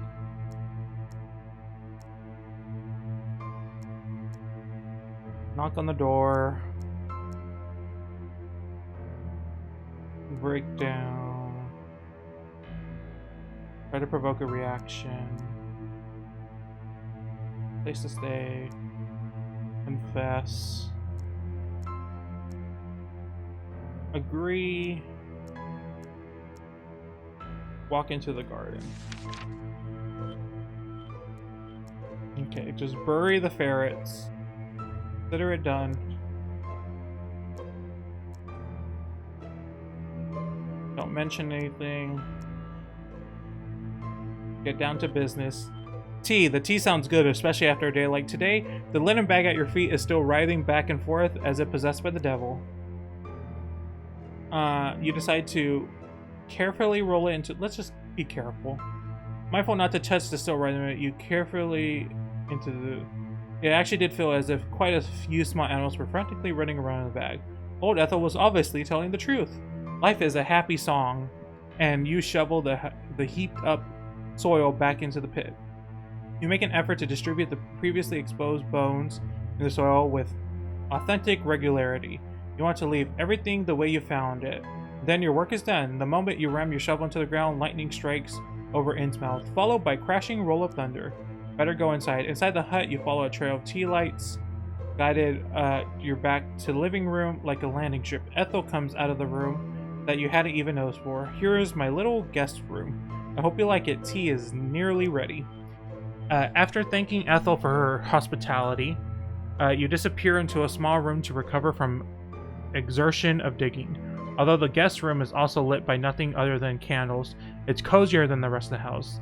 This is probably due to the light-colored wallpaper which is covering the rotted woods.